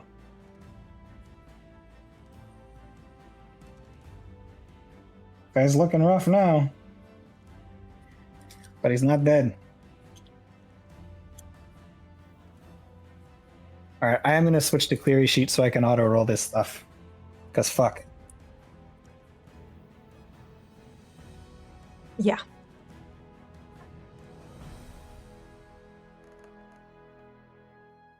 Oh, that's 21. Plus 7 is 28.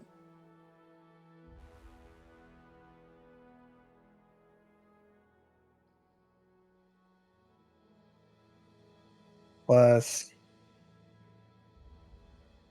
my d8's at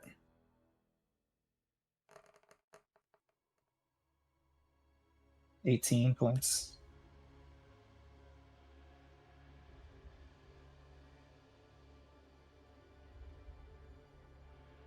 That's a miss. Hit.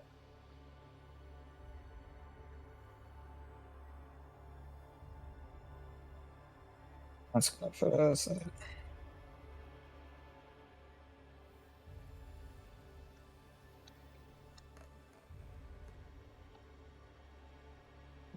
7, 22.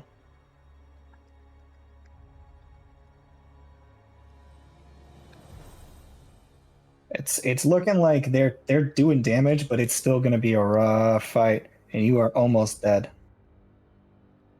Oh, actually, one of those attacks still has to go through. So you, what were you at? I'm at 19 hit points, if that's what you're asking. You're dead. Actual dead. Straight up dead? Yeah, that was Death a ray? death ray. Was the last Okay. one that was hitting you. Cool. So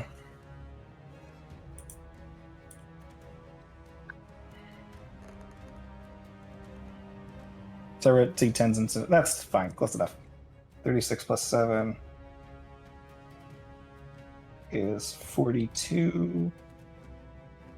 43.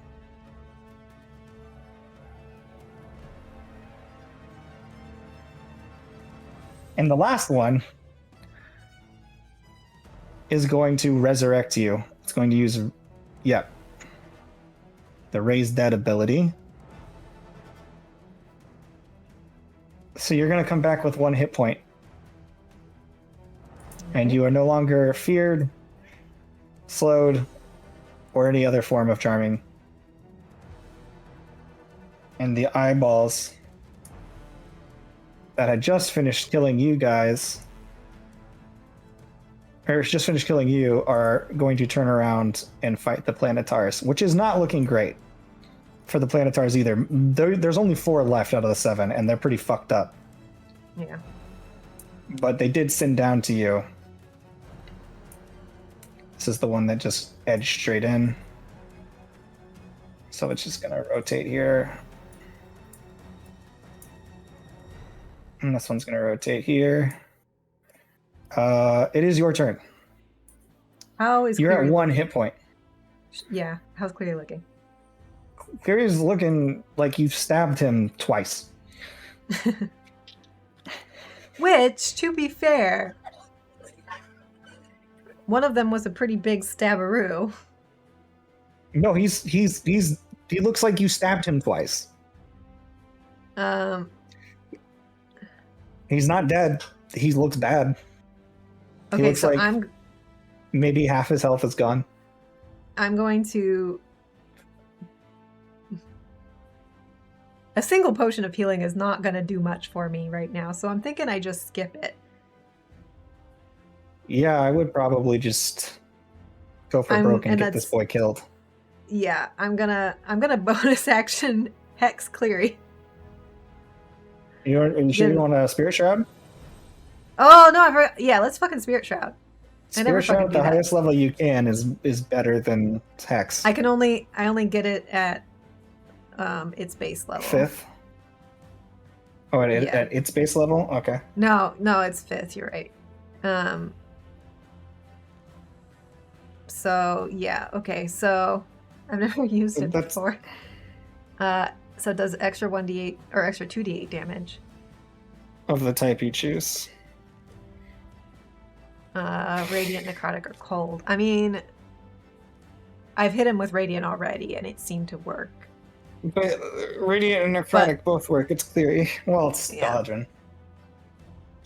Yeah, so let's do radiant. So it's gonna be 2d8 from that. Assuming I can fucking hit him.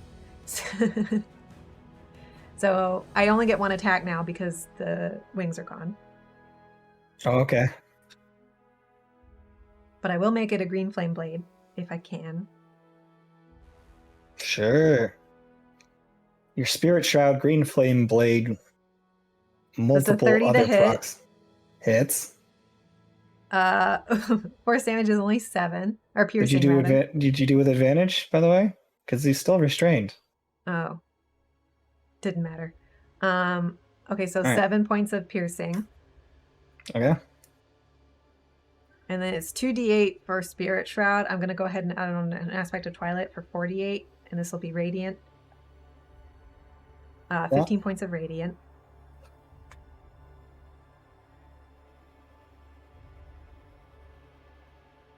And then... It's looking rough, but he's still up. 13 points of Necrotic from Blooming Blade.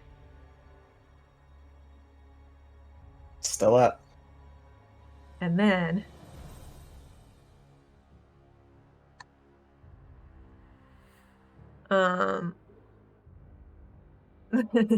the guy behind him that's facing away from us is gonna take equal to my spellcasting ability. So 7 points of fire damage to that guy. That guy's looking the roughest, I think. That's the one you've been attacking, right? Yeah. He's not dead, but he's lower. Fire damage this second increases to 1. Oh, wait, hang on. Oh, shit. Okay, so no, it wasn't just 7. He actually takes...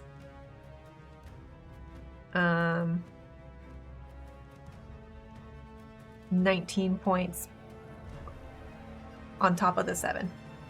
On top of the 7? He's gone. Mm-hmm. Beautiful. And then Cleary is going to take... Just a second. Extra to the target. And then, okay, yeah. So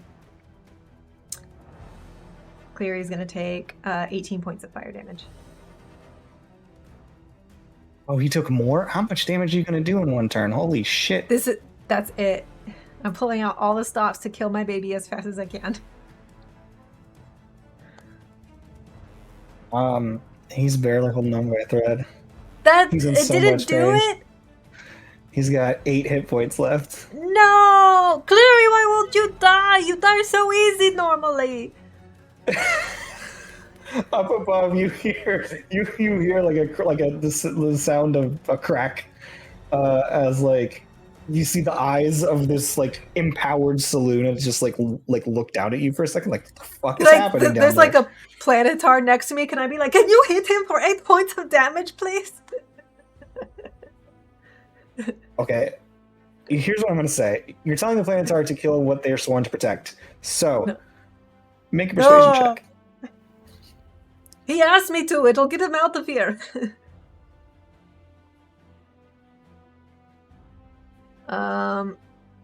25. 25. We'll see on their turn. Just don't turn against me. Meanwhile, all of these other guys are attacking, but they're attacking the Planetar. So here's what I'm going to do, because we need to speed things up. I'm going to have you roll a d20, and I'm going to roll a d20. You're the Planetar, I'm the... 19. Okay, well, the Planetar's fine, because I rolled a natural 2. Next. Wow, that's a natural 7. 19. Okay, and that's a natural 10. Also a 10. Okay, so they're both engaged, but no, that meets. So we'll do the teleporties. We'll do, how much HP do we have? Half. Oh shit, so that could do it. I'm gonna roll 10d10.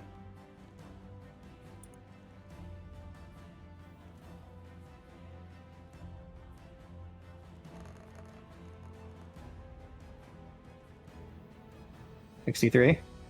And the Planetars dies.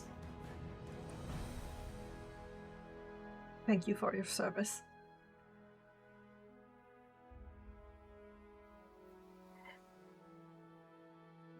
No, I'm having to rush to shorten everything as much as I can because we're out of time. So that'll be this Planetar that actually resurrected you will die. And then he's going to move in and use his bite attack on you. On me? Yep. Don't hit. Don't hit. Well, they only have a +5 to hit.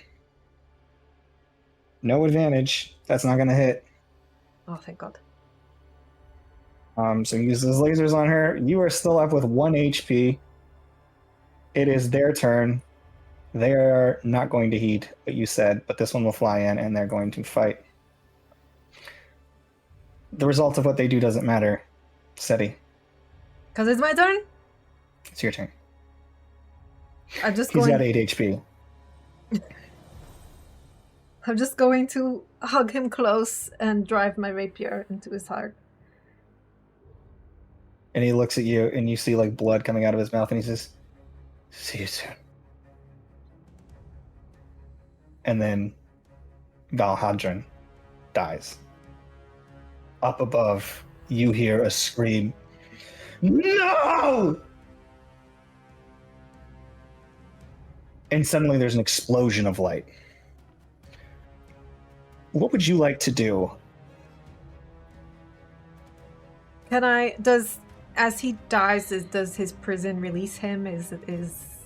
No, he's just dead. He's... Okay, but he's still locked up. Yeah.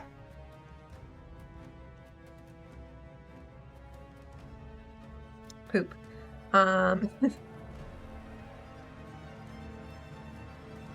Would you like to get the fuck out of Dodge, or what are you doing? I would, but I wanted to take him with me, and I thought the prison would release him, so now I'm, reevaluating. Because I can't teleport anymore. The best I can do is a dimension door. Maybe. I get There one is something dimension you door. are entirely forgetting about that will help you get away real quick. And it's burning a hole in your pocket. I mean, I read my whole inventory. Is it something I forgot to write down? Probably. It's a sculpture.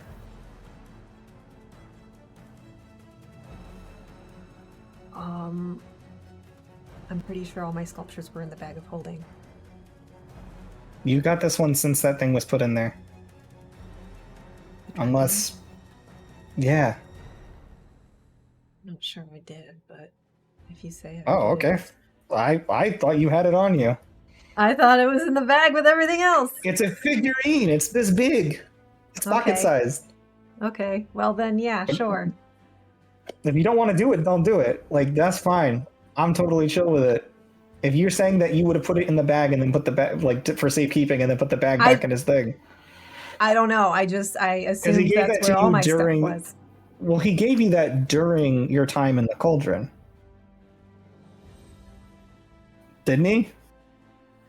No, it was during the school games. Oh, after the games. And that's So, around yeah, you the might same have put time it in we there. The thing, yeah. That's up to you to decide whether or not it would have been in your bag or not. It's I don't pretty know. useless in your bag. Well, yeah, but I thought I was gonna go back and get my bag pretty quickly, so I don't know. If you're saying it would be in your bag, I got nothing for you then. Should we roll for it? Because it's not in my inventory, so I didn't actually put it anywhere because I never added it. Roll to a d6. If it's you choose even or odds. If it's evens, I have it. Yeah. 6. You have your dragon figurine. Okay. Then sure, yes. I call the dragon. So as you hold it in your hand, it begins to glow.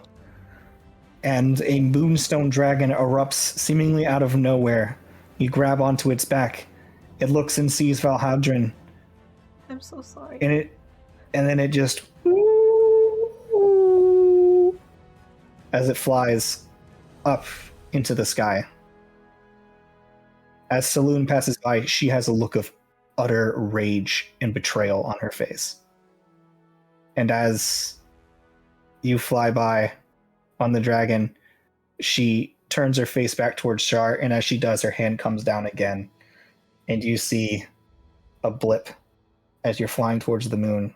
One of the stars that hangs out just behind it disappears and begins falling. You fly by, now leaving the scene behind. And you can see the explosion as it collides directly with the tower. There's a flash of white. The Shadowfell is decimated.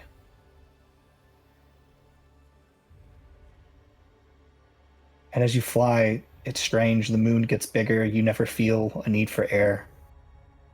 As if passing strangely across plains, you find yourself arriving at her tower. The dragon curls up. Seems sad. Give it some strokes. Yeah. He told You me pet to it do and it. He told me, and I trusted him that it was the right thing. Its snout comes down and nuzzles you and lets out a bit of magical air that makes you feel slightly comforted. We trust him, right? She nuzzles you. Change the music if you want. Oh, yeah.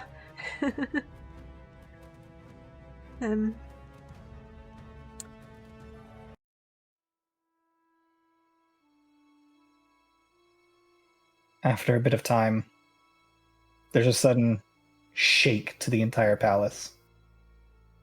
And you hear, "Where is she?" up from above.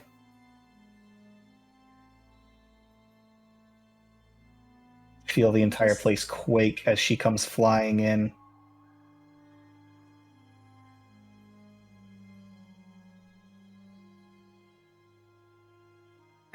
I think I'm sitting there, sad. As you arrive, as you just wait for her, she comes down the stairs. She says, "I trusted you. I could see in your eyes you cared, and then you killed him. He told me everything." to. He asked me to. I was so sure And she he just said... waves her arm and says, "Silence!" You feel your voice leave. You feel the rage of a god, but it doesn't hurt nearly as much as your heart. And as she screams, you just lose. You dissociate. And then all of this is broken by... And then she stops. You hear footsteps above, and at the top of the stairs, you see Cleary Asentov. She says, "Sorry, Moonchild. And I'm sorry, Seti." And the second that she hears the word Moonchild, she melts. She becomes small, young.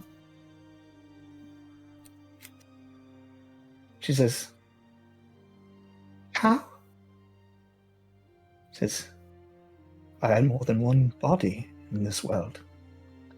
My soul just found its way." She runs up the stairs, and she hugs him. You can't tell if it's a lover hugging someone that they missed so much, or if it's a child hugging her father, or a mother hugging her son. Just this sense of oneness and connectedness. It makes you feel even more lonely. And he says, "Seti, if you could just give us a bit." Of course. Oh, And they remove talk. myself. You find yourself out on the moon, close enough to Lunesca to receive like a pocket of air. I'll just wander the grounds. As you're wandering, you see like snake-like individuals that have like wings and like fly around, but they're like flying lamia. Very strange creatures, but they seem to be all over the place. You could make a history check if you want to guess what they are.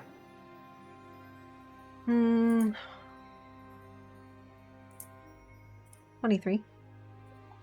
Oh.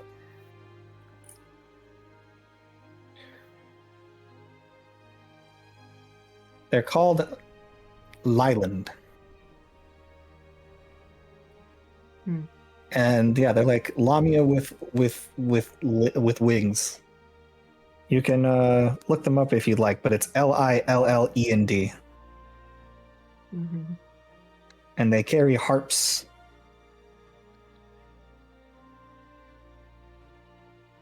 And seem to just be scattered about the shores of what was once something. This little island perched in the middle. So you make your way around in the solemnness. Are they playing music on their harps? A little bit. Okay, Sort of a just sad song. hum along.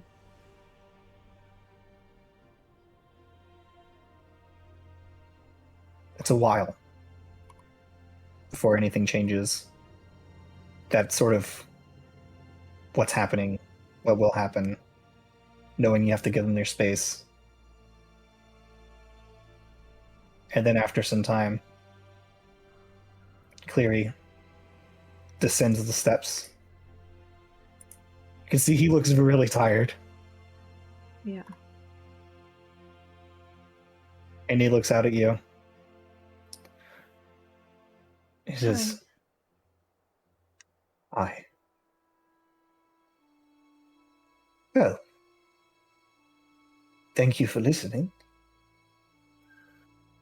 I'm still sorry. I think it's good this happened. And he looks at his hands, like grips them weird, like slow as he tries to grip them. I'm not Valhadran anymore. At all. But I am still yours. I'm still Cleary. And now I think she knows too why I'm never coming back. I want to. I like her. I do too. I wanted to give her a happy ending. And Valhadrin. As much as I loved her, in all the ways that I loved her, I could never truly love someone if my love made them smaller. And that's all my love could do. But with you, I can see it make you brighter. And that's worth more to me than any god's company. Seeing you smile the few times that you do in all this darkness. It's everything. It's all I care about. I love you so much. I was so worried about you. Are your hands okay? Yeah, slow. But I'll learn again. Did you like being a sugar baby? It was definitely a comfortable place to sleep. Until it wasn't. Try to take care of you. Thank you. He grabs you and he kisses you deeply, and you can feel like the tears on his cheeks. And Just hold him tight. well, I guess I'm really sorry. I think it's... we're gonna... You talk. I'll listen. I owe everybody an apology, because it's my fault that Shar started torturing him again. And maybe if I hadn't tried to meddle, then none of this would have happened. And I probably would have gone forever if you hadn't. I'm really glad you did. Even though it wasn't comfortable, it was a chance for me to finally settle things. And I'm sorry it had to go that way. But I'm glad you're okay. I'm glad you're okay. Fighting 4 death tyrants is... I don't ever want to do that again. No, I'll never let you, not alone. Never again. I don't like fighting without my friends. Let's try to find a way to get back to them, I guess. Yeah. Should we... As much as I'd like to try to find ways to move to and fro, the only place I know truly of that I can move to without much need is my own room, a special path that was created for me by your father to let me return when I needed to feel home again. You mean your room in Selindor? Or the only path connecting to this universe. My room in this castle. right. I mean, if we can get back that way. I could before, as Valhadrin. Right. Maybe we could still research it. Lady Saloon has granted us access to her castle until we can find a way to do it. To return.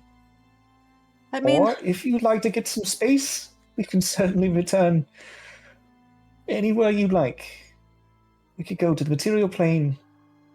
Granted, it wouldn't be your mom, but... would be a mom. Oh my god, mom. could I meet myself? I'm not entirely certain you were born in this world.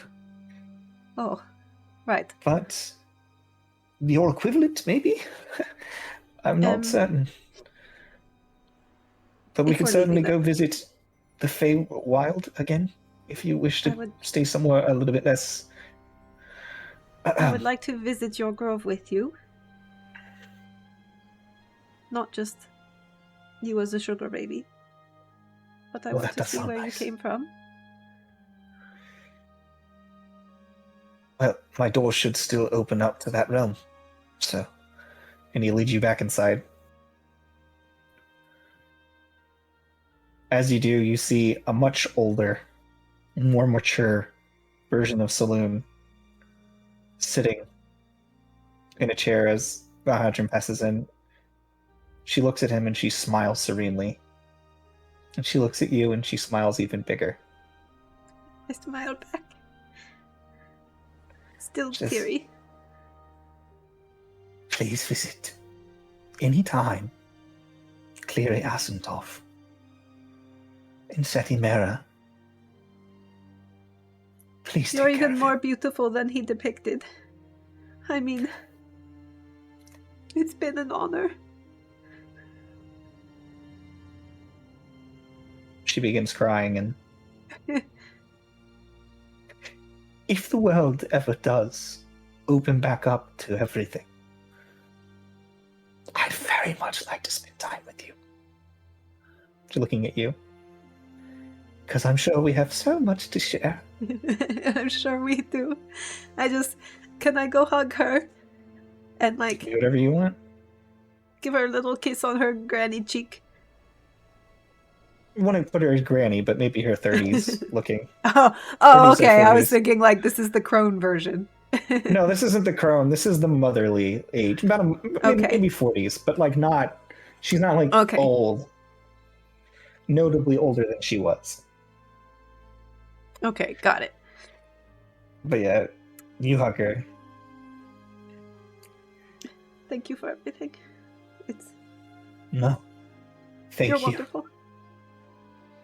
I dare think he would have tortured himself forever if it weren't for your love. I think so too. He's stupid like that.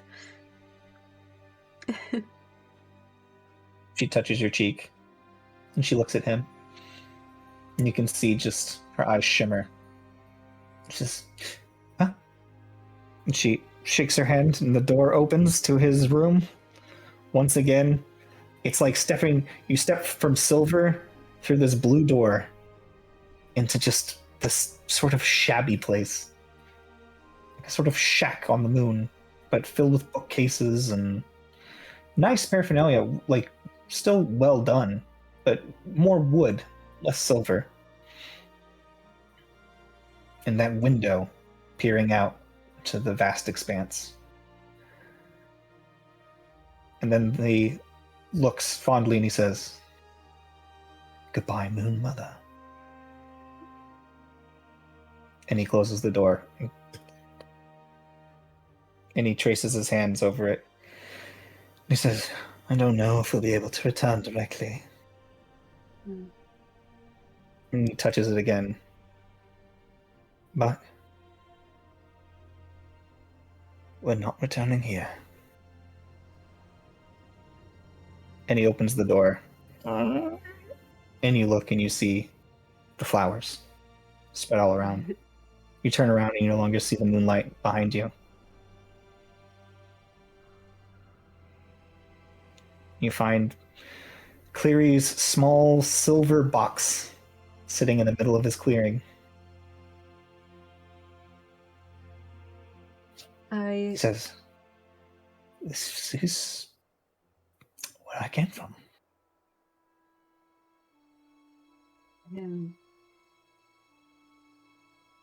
It's beautiful. I always thought we'd travel here someday. Under happier circumstances.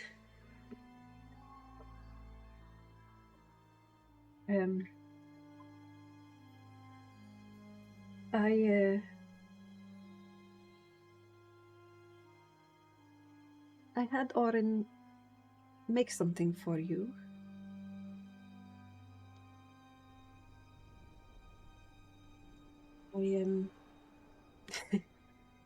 After you got blasted out of that last fight with in his inner realm so quickly? Oh, yes, I suppose I better start exercising quite a bit, as this is a much less sturdy body than my other one. Well, I wanted, yes, I noticed. And that really worried me, and I wanted to make something that could help, help me take care of you, I guess. And so it's,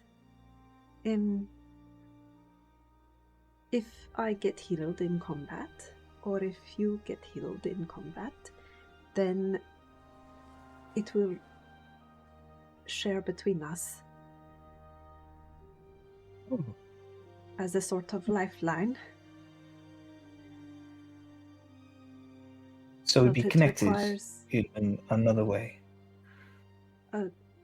a bonding, and it doesn't have to mean anything more than the pragmatic, but I got really scared after that fight, and of course everything that happened today and with Enveruna did not make me less scared, so I'd really appreciate it if you would accept I'll be right back.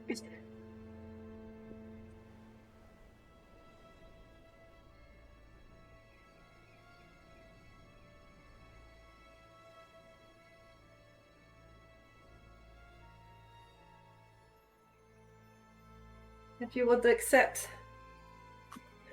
this.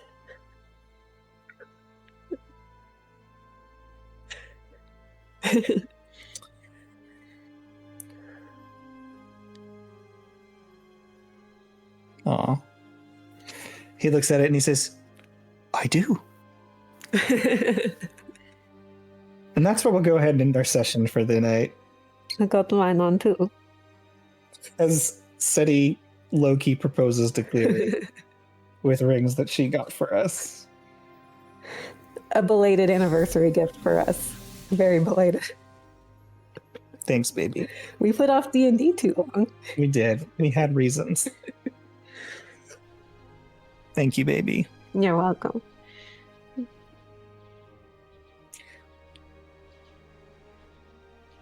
As Seti gives him the ring, he says, I do. As if she proposed. As if they're married now. He kisses her deeply. And after a week of boning... Does it say we're gonna have so much sex in this field?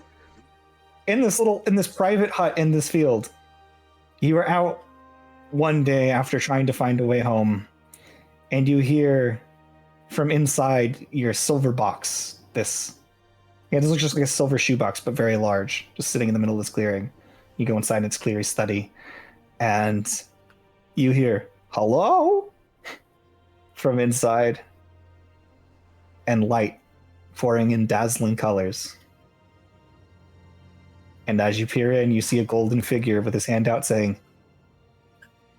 it's time to go.